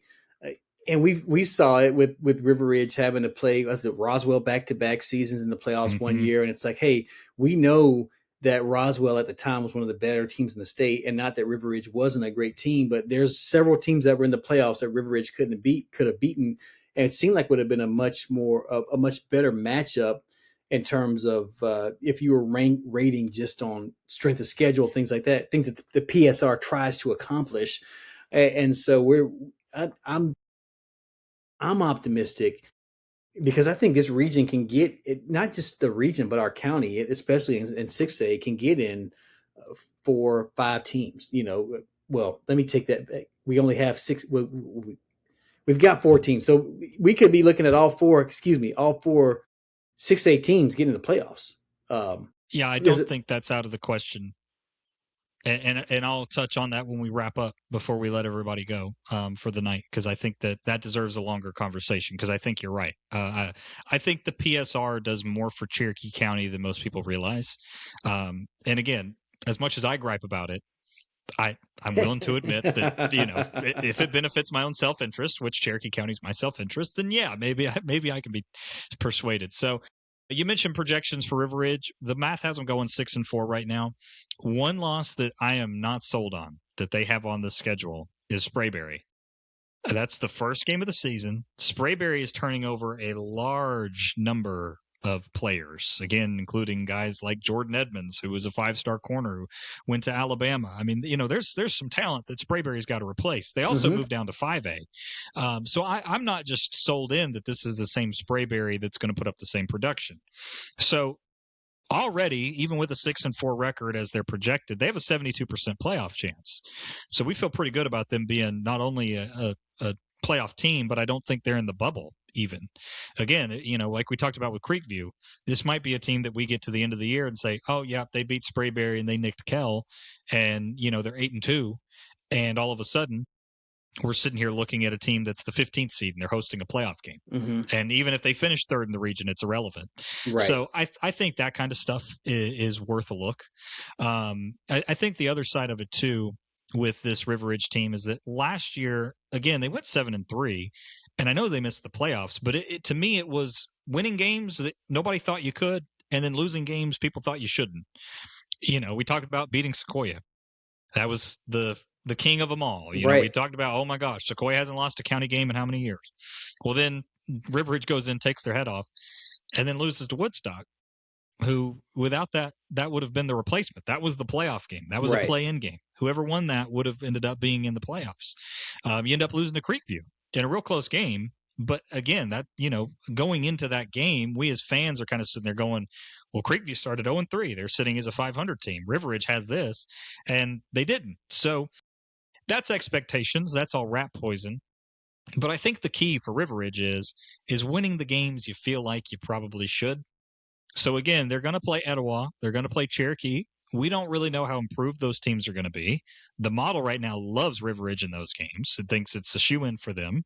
But if Cherokee comes out there, rolls off 2 wins against Lassiter, and I think South Forsyth is their other out-of-region opponent before this, that could be a heck of a game. So I like where River Ridge is at. again, I'm not so sold on the pecking order of this region yet to just say, well, River Ridge would just have to be a bubble team that can't compete for a region title. I'm not sold on that. I just think that if River Ridge wins the games that they're quote unquote supposed to, again, this is rat poison, and they can avoid the upset losses, then River Ridge is going to be in great shape, not only for playoff spots, but also for hopefully a favorable matchup in that playoff. Absolutely, Coop. A lot of that, and I'll say this and shut up, will hinge on how well that young, talented offensive line gels. And really, as Coach Collins mentioned, hey, we don't really have time to baby anybody along at this point. It's game 1 is just as important as game 10. So much to be seen about that. River Ridge looking to continue to build on what Coach Collins has built, and we'll see shortly. You got one more point, Coop? Yeah, I was just going to say, how interesting is it that when we talk to Coach Collins and talk about that offensive line, that they're talking about starting freshmen. That's something we normally don't hear, especially the offensive line. There's so many mechanisms behind it and working as a unit. So I think that says two things. That's a lot of confidence in the coaching staff, but also in trusting young guys and knowing that the system works and that they can find those pieces. So I'm very interested in that. I thought that was super interesting, and I'm excited to see him. I love young talent because those are guys that you can get to know this year, and we can be talking about them in 2030. Yeah, that I was just going to say what that means to me is, man, these guys are going to be pretty good come their junior and senior year, and we might have another 2020 type River Ridge offensive line. Yeah, I think so. All right, Coop, that wraps up our segment on River Ridge. Again, thanks as always to the ever jovial Coach Collins, man, who can find any kind of way to get a laugh out of us. Or one of these days, we're going to get him to sing for us at some point. Something he's going to surprise us. Coop, we've got 2 more schools. First up, Sequoyah. Are they still the reigning county champs? They get dethroned last season. How do we put that to bed? Are we not talking about that anymore? I mean, so here's the problem is that the teams don't all play each other. So, right. A lot of times it's circular in logic because the problem is that River Ridge beat them. And then that means Sequoyah is not number 1, but then River Ridge lost to Woodstock and Creekview. So they have 2 county losses that Sequoyah both beat. I don't know how you factor all that in. Let's just say it's a fresh slate. Let's just say preseason, fresh slate, and then we'll go from there. People as we get actual information. Absolutely. The information we're about to get should be top tier because we've got the dean of high school football coaching in Cherokee County, not just Cherokee County, North Georgia. Coach James Teter is on the line. Coop, take it away with our interview with Coach Teter. And joining us now is the head coach of the Sequoyah Chiefs, Coach James Teter. Coach, thank you for being back with us. Guys, thanks for having me. If it's this time of year, it means we're ready to kick it off and get going. We sure are, Coach, and we're glad to be talking about it with you. First things first, Coach, obviously the success you guys have had the last 2 years, a lot of those key pieces have graduated, moved on, whether it be college athletics and baseball, football, or just regular graduation. Talk to us a little bit about you as an experienced coach who have been through times when you've seen a large portion of starters graduate. Where are you in that regard when you look at the spring, the summer, and then coming into the fall workouts this week? Is that something that you feel like you're a little bit ahead of schedule, a little bit behind a schedule in your experience, or are you feeling pretty good about it? We feel good about it. I think we really started this a year ago, talking about when so-and-so leaves, we need to look at this person. And at some point during the season, in a certain situation, we got to get this guy some reps so we can make sure he's ready. So we started that a year ago, looking at certain spots. We feel good about what we've done and where we're at. Now, obviously, some of those games dictated that they were tight and you couldn't do some of that, but we had some games that weren't so tight so we could get people looks and get them ready for what they may or may not do. There's been some people that's kind of moved positions a little bit. Probably the biggest spot and probably the hardest spot to look at some of that is your offensive line. And so if we've kind of spent a little bit more time in the offseason talking and moving people around and just readjusting things, it's probably been on the offensive line side of it. Coach, you will mention this before, but with the loss of so many players, and we know the big 3: Brooks, Darling, Will Rzecki, and Kobe Martin. But guys like Matthew Matz, certainly Alex Brewer along the offensive line, Maddox Waller, some of those guys that we have come to know, at least offensively and defensively, at least on the line, like Brody Craig, Drew Williams. You add another couple players coming in this season. What is the expectation for them? Is there someone that is carrying that mantle, that legacy that you and your staff have tried to instill in this football team? Because I think it's one thing for a coach to preach it, but it seems like your players bought in and they were seemed like a player-led team. I could be wrong, but from the outside looking in, it seemed like a player-led team. Who's stepping into that role this year? Brody Craig's done a great job. I think Nolan's done a good job, even though he was the backup to Colby all year. I think from day one we started off-season training, Nolan's kind of accepted the role of the leader. And then, he did some of it last year, but Drew has really stepped up and really handled a lot of stuff. Again, I think we were player-led last year, obviously. Now, we've had to be a little bit more coach-led right here at the start. You don't get a freshman class that walks in like that last group that came through, and really most of those guys played some or a lot for 4 years. But the group that we have, I think we're ready. I think they've done a great job in the offseason of trying to lead and do the right things. We've had to help some of them a little bit along the way because, again, it's their first time stepping into the leadership role. But I think Brody Craig and like I said, Drew have really handled a lot of things over pretty much the winter and the off season. And then some of the other young guys have come around during spring practice and over the summer.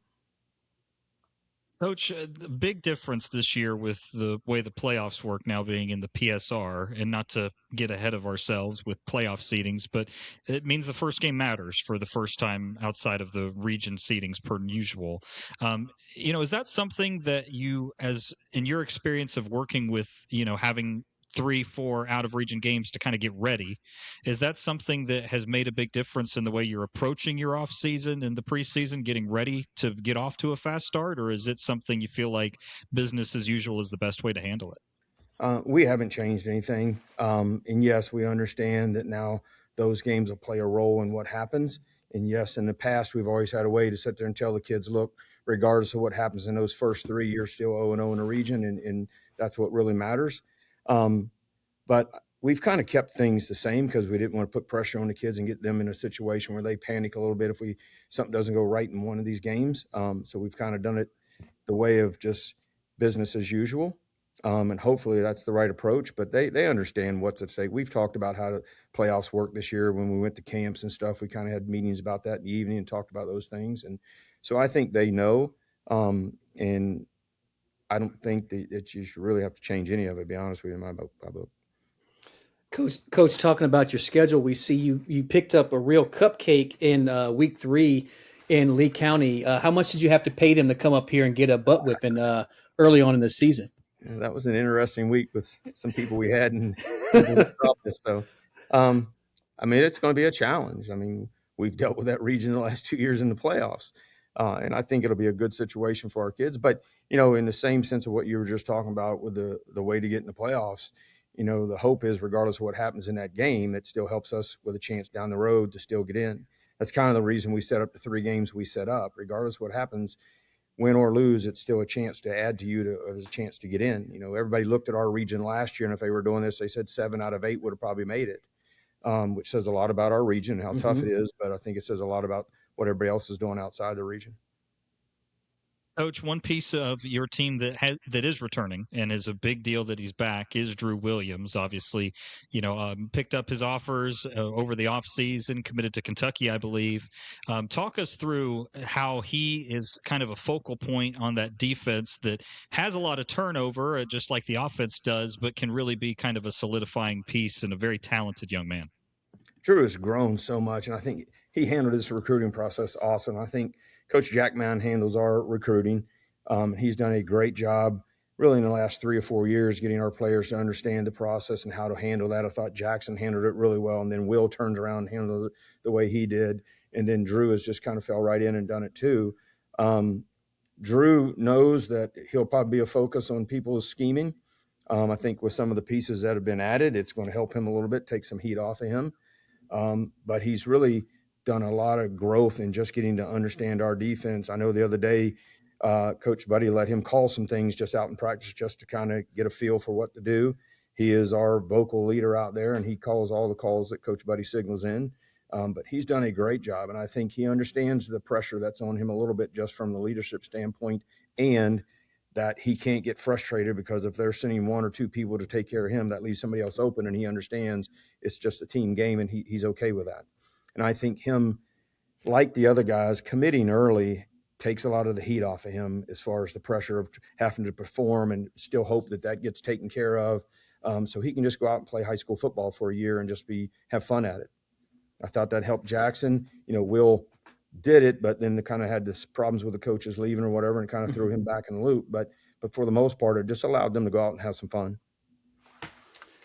Coach, we'd be remiss if we didn't talk about you talked about new pieces to go alongside Drew. Certainly, Trace Washington joins your ball club, and I believe is Robert Van Alstyne also coming over and joining as well. How those two in particular, because those are names that we've seen and we've covered already, but how have they fit in to the Sequoyah way, and can we expect these guys to make a difference on Friday nights?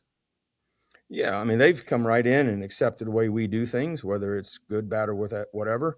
They've accepted it and fell right in place, and really haven't said boo about any of it. We've been really surprised how they've handled things. Robert right now is playing our a receiver or twin receiver for us.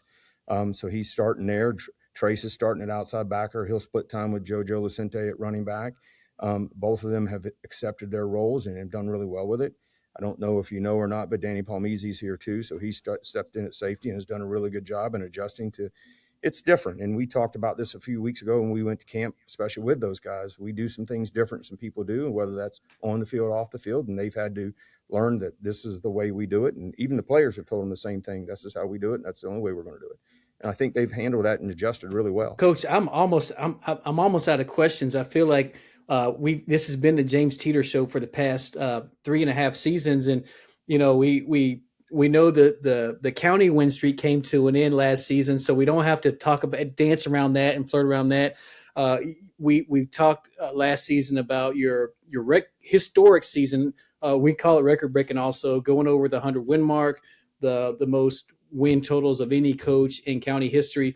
Coach Teter, one last question: what is there left for you to accomplish at Sequoyah? I feel like if we look at your laundry list, and we know you're going to tell us it's not about you, we understand that, but we have to ask, what is there left for you to accomplish? And we're not trying to run you out the door, because we enjoy interviewing you. I guess maybe the better question is, what keeps you going? Because you could easily say, you know what, I've kind of been there, done that, and you know what, I'm going to go fish or golf or whatever it is. One, I don't like the golf, so that's Coach Buddy has told me I'm not allowed to leave till his son graduates. So his son just became a 9th grader. And then Justin West told me the same thing, and his son's just an 8th grader. So I like being around the kids. I like being around the coaches. I let Ben call the plays now. Coach Buddy takes care of the defense. I let Coach Key run the special teams. I'm really the grouchy old man around here that gets on to everybody and makes them stay in line, coaches and players. And I think much as they don't sometimes like it, I think they appreciate it. But I really just like being a part of it. I like staying around and doing it. And until it's not fun to me, I'm going to stay here, or Mr. Van Alstyne tells me to get out the door. But right now, I don't think that's going to happen. If not, if I do, I'm coming to work for you all. So you're stuck. So. We love it. You heard it first, Coach Teter, the grumpy old man. He is the Denny Green of Sequoyah football. If young kids know who Dennis Green was, but. Any rate, Coach, thanks so much for joining us this afternoon. You guys will get kicked off in your scrimmage. You guys will go play Wheeler this Friday night on the 7th, and hopefully get some things worked out before you guys start your regular season in earnest, man. Coach, anything? Any last thoughts before we let you go about Denmark and any? You got any? You go over to Denmark. That's been I feel like it's been a challenging game, and we'll get your perspective on that later on. But like we said, you guys come out the gate red hot. Yeah, we're excited, and we're excited just to be in another season, get going. This group has been looked at ever since the last group has graduated as well, Sequoyah will now fall down and they won't be what they've been. And so they understand what the challenge is in front of them. And I think they're excited and ready to accept that. And we're just excited again to get back playing. It's, gets tired and kind of hitting on yourself for so long. Excellent. Well, Coach, thanks so much. Best of luck on Friday against Wheeler. And certainly we'll be pulling for you guys on the 21st as you travel to Denmark. And we look forward to chatting with you as the season progresses. Thank you so much. I appreciate you guys. So thank you to Coach Teter for being with us. It's always a pleasure to be able to talk to these guys, and especially Coach Teter over the last few years has been really good to us, friend of the show, friend of the program, and we appreciate his time with us today. So, Art, I'll let you start, buddy, because there's a lot to talk about with the Sequoyah team. Well, let's start with their new players. I want to start. I'm not going to bury the lead here. Trace Washington, Robert Van Alstyne, Danny Palmisi, Washington and Palmisi moving over from Woodstock, Van Alstyne moving over from Creekview.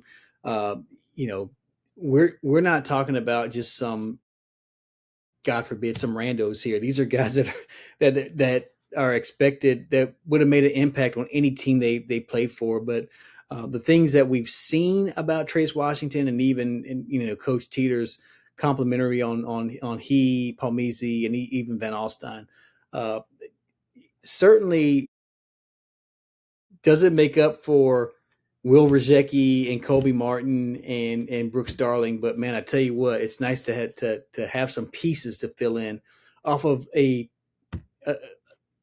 team. Even Coach Teter said, very rarely do you get a senior class like they just had, who played as many games as they played and won as many games as they won. Yeah, I mean, that's part of it, right? I mean, not only did they perform so well, but they also played together and played more games than anybody has in the county in a 4-year stretch. So, big credit to them. And you mentioned it, Trace Washington, this guy runs a sub 4.4 40-yard dash. Okay, that is like NFL speed. That is ridiculous. He's a 4-star linebacker. Now, whether he's projected to play as a linebacker at the next level, I mean, he's 6'1", 200 pounds. Yeah. Anyway, it's ridiculous. And again, you pair him right next to Drew Williams. Right. I mean, they got two, power 4 level linebackers that are just roaming back there. So, even if they may not have the Will Rzecki, the Colby Martin of the world, even if that offensive line does have to be retooled, we're not talking about a team that historically, when we talk about teams that do well, like Sequoyah has done, there's typically the downtime, where you're like, okay, the talent's gone, now we got to find, wait 5 years to get built back up and we'll have another run. That's not been the case with Sequoyah, and I don't think they are now. And I'll tell you, Sequoyah is a interesting team as far as the Cooper Predictor is concerned. Their projected record is 9-1, with the only loss coming to Rome. Their expected win total, though, is 7.8. And this is, I'm going to try and keep it simple. Projected record is just, are you favored? Does the math think that you should be favored? Expected wins means that if there's a game that you're supposed to win 51% of the time, there's still 49 out of 100 times you're going to lose that game. So it's a culmination. So their expected wins just means that they're playing some tough opponents, i.e. Lee County, who they would beat by our math by 1 point, which is a home field advantage bump. They're also very competitive with Rome. That's within the margin of error. Kell, we have them winning by 2 points, and that's within a home field advantage bump. So there's a lot of games on this schedule for Sequoyah that, even though we may put them in a little bit higher regard than, some of these other teams we've talked about in Region 6, the margin of error is very thin, especially knowing that they schedule teams like Lee County to go and face. And not just that, Coop, just the amount of talent they have to replace. We're looking at I think a lot of times the historical data on the last few seasons on what Sequoyah has been. And this is not to throw any shade on Nolan Shakar, who, by the way, was 7 for 7 last season. So didn't throw an interception, didn't throw, and was perfect in his pass attempts, but not as unproven. Now, I will say we got a chance to see Shakar in that playoff game against Roswell and handled himself very well in a situation that was, it wasn't walking into a Goldilocks situation there for Shakar, but then at running back, we know that potentially it'll be Lucente back there as well. Maybe we'll see Braden Wilbur, and certainly probably Trace Washington at some point, as Coach Teter mentioned. But how quickly will they figure out who the next running back is? Because I feel like it was just like, well, all right, we're just going to turn the ball and turn around and hand it to Rejecki 32 times, and he's just going to wear down a defense.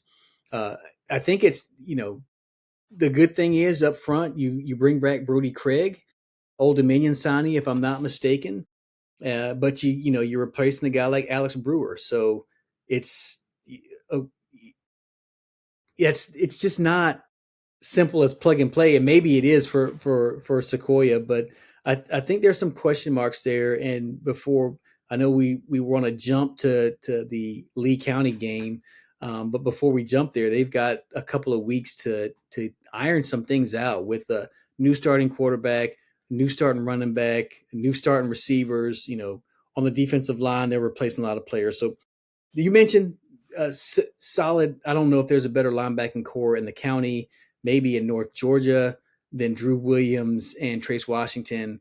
But certainly throw in Danny Palmisi, and then, gosh, man, we're doing a lot of disrespect to guys like Asa Goings, who returns, who had 92 total tackles last year, and even Jay Streeter had 37 total tackles. So there's a lot coming back. I know we talked about everything they're missing, but there's enough. I think there's enough ammo left in the barrel there for Coach Teter, Coach Buddy, and Coach Jackmine for this to be a very talented and dangerous football team once again in the Sequoyah Chiefs. Yeah, I agree. And I think the other thing that helps a ton is that Coach Jackmine and that offense that they've developed over the years. We were talking about it off air, whatever you want to call it. We call it some made in a lab version of a spread wing tee, something or another. It's assignment football. But it, it doesn't require necessarily Nolan to make 50-yard downfield shots all the time.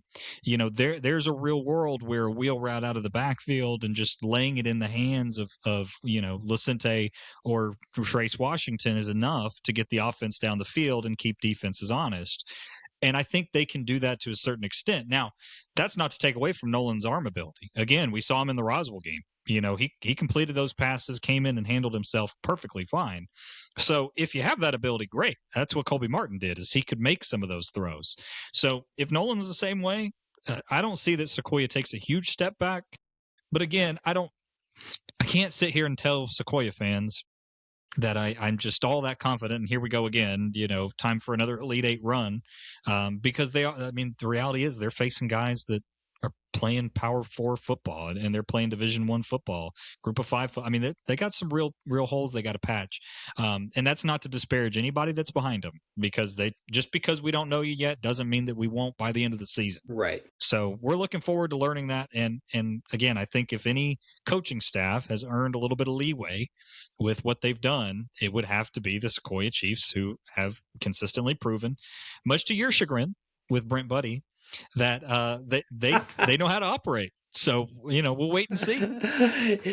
Easy. Again, it's Sequoyah, number one scoring offense last season in the county. I think that's historically, when you're looking at over 40 points a game, just phenomenal. So I think it's less about, as you mentioned, less about the young guys' ability and more about just how talented that senior class was and the bar that they set.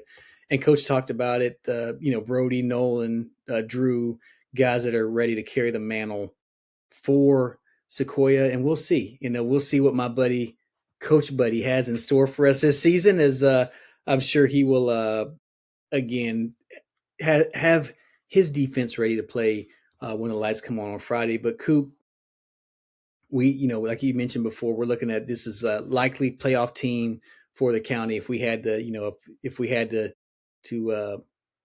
call it here at the early August, and thank God we don't have to call it early August, but this has the makings of a playoff team with the pedigree of some of their players, their defense, and what we've seen of them historically. Absolutely agree. All right, that's going to wrap it up for Sequoyah. And then again, Coach, thank you for Coach Teter. Thanks to all our coaches. And even, I felt like we try to throw as many non-challenging questions, but thanks for Coach Teter for handling that question about how long he wants to do this. I mean, because I do feel like this is a guy, I think, when you talk about loving it, and I think all of our coaches love it, but he's done just about everything he can do in his career, and he wants to be out here. And I think like he mentioned, these, coaching these kids keeps them young, and I got a feeling he's not as grumpy as he purports to be on the podcast. But anyway, thanks, Coach Teter, for joining us. We appreciate it, and don't worry, Coach Buddy, we'll get you on here at some point as well. Wrapping it up, Coop. Last but not least, the Woodstock Wolverines, and only last because we go in alphabetical order. This is a team with a new head coach. Maybe one of the biggest shocks of the offseason was Coach Devine heading down to IMG Academy to coach one of their teams, which made way for a new head coach. And we're excited that Coach Pearce joins us, was willing to join us this afternoon to talk a little bit about the Woodstock Wolverines. And as we'll find out, Coach, not a coach that is new to Cherokee County or even new to Woodstock, but certainly first-time head coach. So let's go ahead and get Coach Pearce. We've got him on the line. Coop, take it away. Along with the new head coach of the Woodstock Wolverines, that is Coach Justin Pearce. Coach, thank you for being with us for the first time on the podcast. Yes, sir. No, glad to join you guys. Absolutely, Coach. We're looking forward to getting to know you and the team throughout the year. So let's jump right into it. First things first, when we look at Woodstock this season, is obviously returning some key pieces. The attention obviously goes to Graham Burmeister, returning your quarterback, who committed to Army in the offseason. Having a Division I caliber quarterback helps a ton, especially as I know you're not new to the program, but new to the head coaching role there at Woodstock. Can you talk about some of the other guys that we should know that you're seeing make a big impact as you've gone through spring football, summer workouts, and the fall camp? Yes, sir. Obviously Grant, he gets a lot of attention, which deservedly so. He's a great kid and a great football player. And like we say around here all the time, he'd probably be starting at linebacker if he wasn't playing quarterback. But no, I mean, with the senior class that's coming back, we've got a lot of those guys. Leading us up front will be Parker Angel. He'll be our center. He's done a great job this all season, really turned into a great leader for us. And then skill-wise, Xavier Murphy, he'll kind of be our utility guy on offense. He does a little bit of everything, but he'll also start on defense for us. He's had a great all season. Has really improved in terms of his strength. He's always been a fast kid, but he's gotten a lot stronger. And then obviously Jabril By up front on defense. He had just an unbelievable offseason, got a lot of attention, and is definitely going to be a key piece on our defense. But in our senior class, again, it's a small class, but all those guys have been a part of what Coach Devine was here building, 3 years ago. They've all been in it. They've all been multiple-year starters. So some of those guys, they'll probably play a little bit both ways, but we're definitely excited about the senior class. Coach, you're coming into this with certainly a ton of experience as a football coach, but this being your first year as a head coach, following Coach Devine's and what he's kind of built over the last few years with Woodstock. What's been the biggest challenge, and where do you see this program going this year? What's the? I guess I'm asking my last question first. What do you consider success? In your first year, what does that look like for you? I mean, we talk about it every day. We're talking about raising the stock. That's our motto around here, and that's again from K through 12. We're here. We want to develop great kids, great people that can be beneficial to our community when they get out of here. So first off, it's about our kids and what we're doing for them to make them great young men. To me, that's success. I think if you do those things, do a lot of the little things, can hold kids accountable and get them to buy into that, I think you have success on the field. Now, obviously, with Coach Devine, I was here with him when we started. We did a lot of work and got it to a much better place. But with that, is we've won some ball games, so we're also, now we don't have the same schedule that we had, the last 2 years. So we've got some ringers on our schedule, but again, that's what we've put ourselves in that situation. I say pressure is a privilege. And so we hope to continue the success that has been going here the last few years. Yeah, Coach, you mentioned the schedule, and you might be underselling yourself a little bit by saying a couple of ringers. Obviously, Rome, Kell, that's par for the course for the rest of our 6A teams. But, Cambridge, Cartersville, and then, credit to you guys in Etowah for continuing the Battle of Town Lake. It's the best rivalry in Cherokee County for my money. But talk to us about that scheduling, maybe not so much the ins and outs of how it came to be, but you as a first-year head coach, how do you look at opponents like that last year made deep playoff runs and are, recently successful in Cambridge and long-term successful in Cartersville? Yeah, I think with that, again, like I said, us improving over the past few years, I think it made it a little bit harder to schedule. But also, I think we look at it as the last 2 years we've been really close, right? We've been there. We've been in some games. We've lost some that maybe we could have won. We kind of maybe got put away a little bit earlier, and some other ones where we've got to catch up. And so this schedule is definitely going to test us in that. You mentioned it, the teams in the region. Rome, Kell, Sequoyah has had 2 great years in a row. They're a great football team. But in reality, everybody in the region is a solid football team. I think Lasser will be greatly improved. I know they've been really young, so they just continue to build. And I know Coach Tome, I've known him for a long time. They do a great job over there. So yeah, there's not a cupcake on the schedule that you can look at. And then, like you said, kicking it off with Etowah, the excitement that brings in our community and their community, right? It's second to none. It's a great game. It's a great atmosphere. We look forward to playing that game. Coach, so many questions for you as a first-year head coach. But you mentioned Jabril Ba, and he's someone we spoke with Coach Devine with last year, and the number that sticks out is 8.5 sacks from a year ago, and other disruptive plays. You mentioned he got stronger. How much better can he get? Can he be one of the best defensive linemen we've seen come out of the county? I know that's a lot of pressure right off the back I'm putting on him here, but just watching the game film from last year, we were so impressed with him. But and I don't know if people got familiar with him or acquainted. If they missed out, man, I tell you what, they won't miss him this year. But from your perspective, what's his ceiling this season? I think his ceiling is what he wants it to be. All the coaches that come in the building, that's what we tell them, is like he is just scratching the surface of what he can be. Like, I think he's one of those kids that we'll look at 3-4 years down the road, and he will just continue to make giant steps and improvement, right? And he's done that year in and year out for us.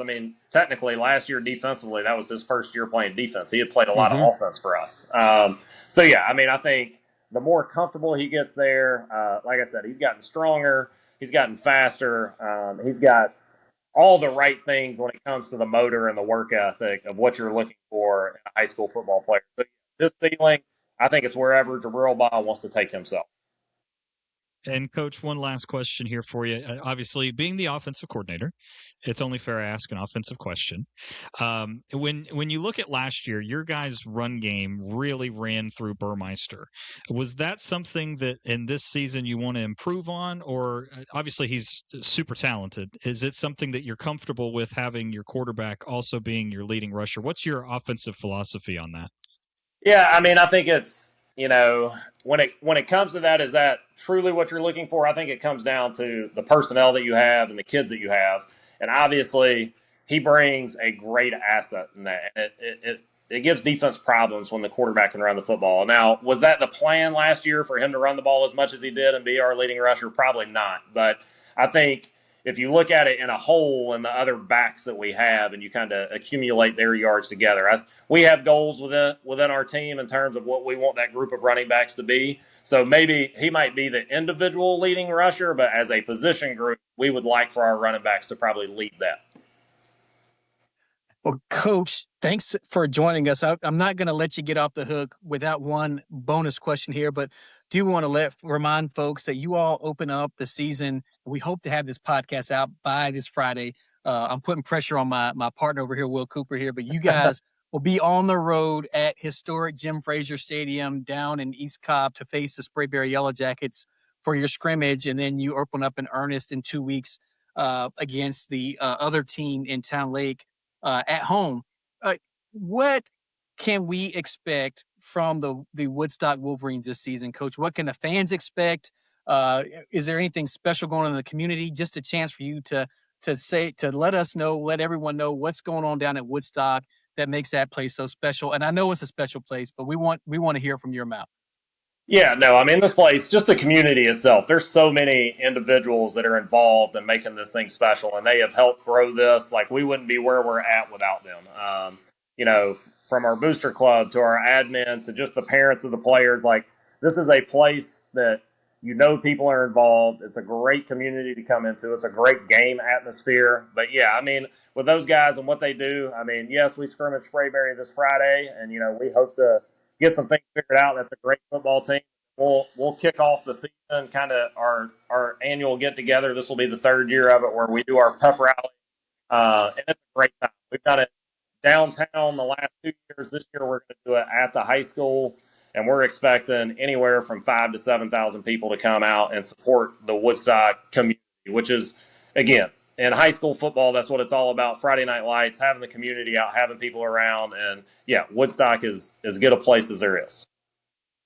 Awesome. Coach Pearce, thanks so much for joining us. We appreciate your time. We look forward to, following the Wolverines and speaking with you later on in the season as we pick you up for one of our games of the week and maybe multiple here. But we wish you the best luck on Friday. We know it's just a scrimmage. I know you're going to try to beat those guys and Coach Foreman and I down there at Sprayberry. And then best of luck to you on the rest of the season. We look forward to it. And again, returning maybe one of the most prolific passers in the county. We didn't really talk about a whole lot with you here, but we will certainly talk more about your quarterback as the season goes along. But we wish you the best of luck. Thanks so much, Coach Pearce. Yeah, no, thank you guys, and thank you for all you guys do to help promote our kids in the county in football. It's amazing what you guys do. Thank y'all, and go Woodstock. Thank you to Coach Pearce for joining us for the first time on the podcast, but he will be a regular visitor, we hope, throughout the season, as we're excited to cover Woodstock throughout the year. And I mean, that first game of the season, man, we got to start picking games of the week. Yes, Battletown Lake. Yes, I think that's maybe. Yeah. Especially if it was anything like it was last season. Well, look, I mean, when we talk about Woodstock, looking at what they did last year, I feel like this is a team that for the last 2-3 years under Coach Devine, we were tickled to death with a win. Mm-hmm. And then the playoffs. And then last year, the playoffs again. But, this is the second season in a row that they got sent down to South Georgia, and it didn't fare well, which, no shame in that. I mean, a lot of North Georgia teams don't fare well making the trip down to, the likes of the Lee County, Houston County, coffee types of the world, Thomas County Central as the case of last year, who ended up being the state champ. So, and they rolled through everybody, by the way. That was not exclusive to Woodstock. Right. I mean, even in the state title game, they rolled Gainesville. So it's not like it's, something unfounded. You love to see it. You love to see it. Yeah, man. You couldn't happen to a better group of people. I mean, ran the coach straight out, not only out of the state, out of the South. No back to Hoover this time. Yeah, out of high school football, right? That's exactly right. Anyway, that's beside the point. We have our own personal gripes, but Coach Pearce takes over a really good team, a really good program. We talked about it. Graham Burmeister returning. I think that helps them tremendously. Obviously, as much as we talked about Trace Washington being a huge asset for Sequoyah, he will be greatly missed at Woodstock along with Daniel Palmese. So when you look at Woodstock, to me, Art, I think that it helps having Coach Pearce, who was the offensive coordinator, take over that head role because he's going to be able to help manage that workload.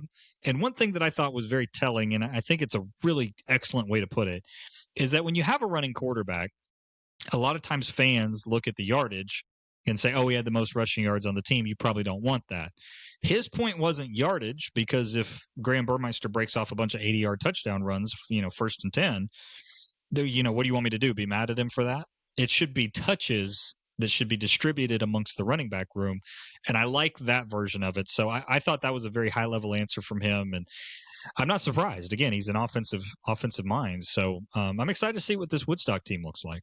Yeah, Zay Murphy again in the backfield is going to be playing both ways, as Coach Pearce mentioned. Parker Angel up front, anchoring that offensive line. And I'll tell you what, this was a guy I got excited about last season, Jabril Ba, with 8.5 sacks. I think he might be have an opportunity for either Defensive Player of the Year in region or in the county or however you want to call it. And I think he'll be going up against his old teammate Trace Washington for that award, and it should be a good battle to see those two.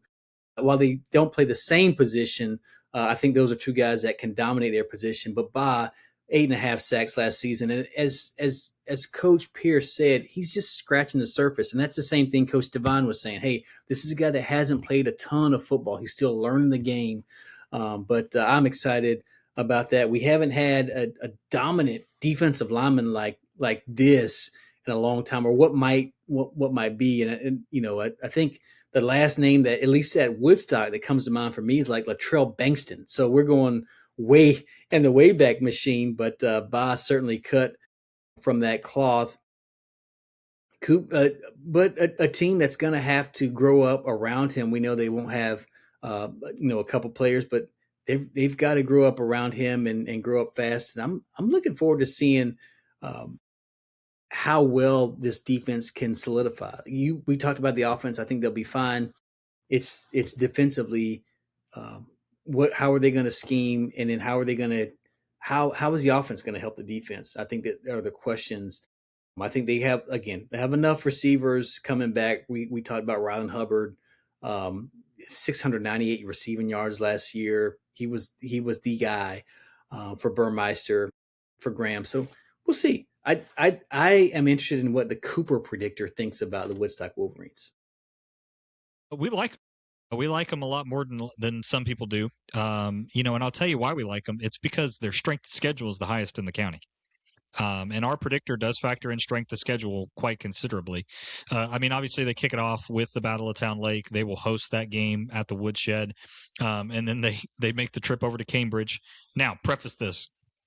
I don't think Cambridge is going to be as good as they have been in the last couple of years, but Cambridge has been really over the last few years a pretty solid team in 5A or 4A. You know what I mean? And the classification lowered, and where we were. The GHSA just got to stick with something. I'm going to call it 5A because I grew up in the world of 7A. So 2 classifications below the top. Cambridge has been pretty solid there. And then they go to Cartersville, who is the preseason number 1 in 5A. By my account and pretty much everybody else's. So it's a tough road. And then, you jump in. And the one thing that does benefit Woodstock a good bit, I would say, is that Pope and Lassiter are their first 2 region games. Now, again, we've talked about Lassiter probably being improved. Pope would have to improve by like 40 points to be competitive in some of these games. So I don't know that they're that good.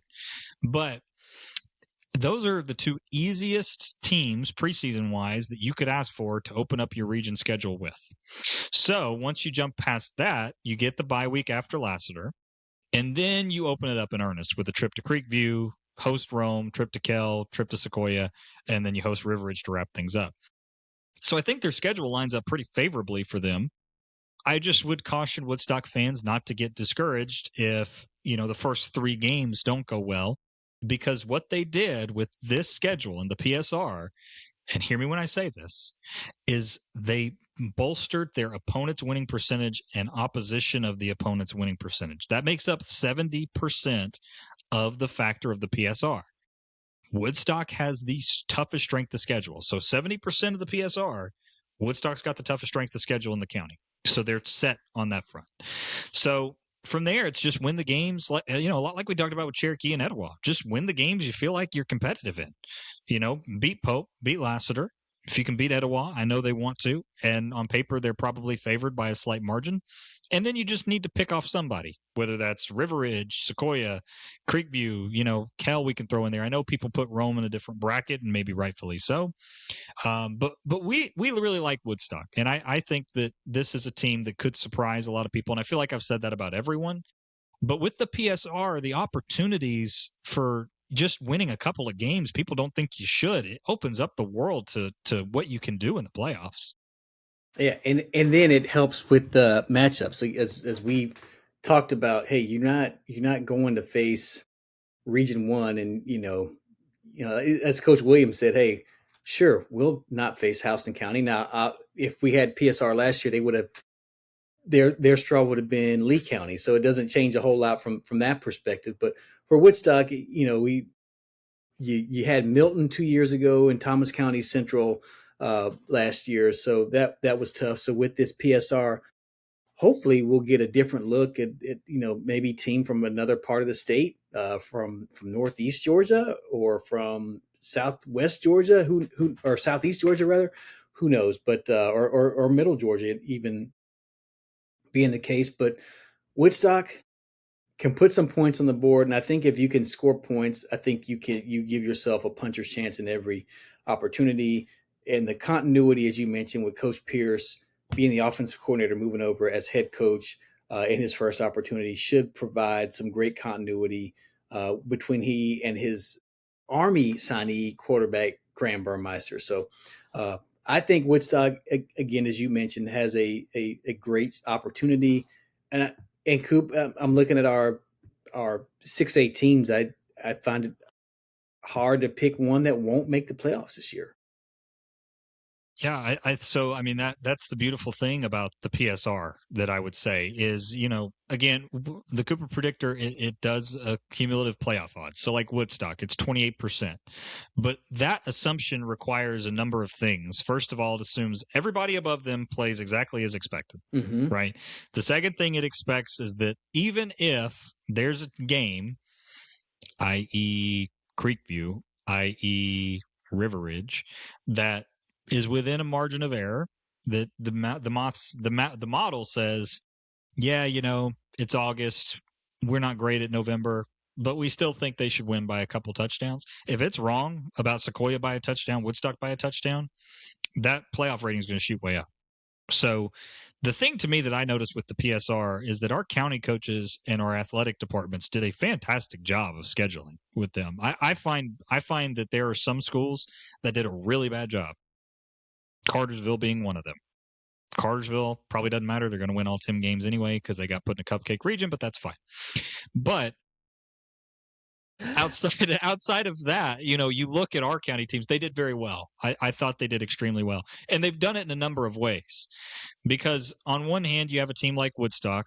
Again, they're focusing on the 70%. They want that their strength of schedule to reflect a good number. And even if they only win 3 or 4 games, let the 70% carry you. Creekview did the opposite, and they mixed. And they said, we have teams that we feel like preseason we can beat. So Forsyth Central and North Springs, those are 2 teams that, if you put them on paper over the last 5 years, Creekview would win those games. Then we had Cass, who's been a 5A team that's been real scrappy. Now, Cass is probably not the Cass they have been the last few years, unfortunately. But nonetheless, that's a team that Creekview is going to be able to hang their hat on and say they may go 7-3, and that's going to boost those strength of schedule numbers as well. So it's up and down the list. I think everybody's done well, but even as much as it helps the 6A teams, and it does, getting away from having to get through Kell and Rome, otherwise you're destined to go to Houston County.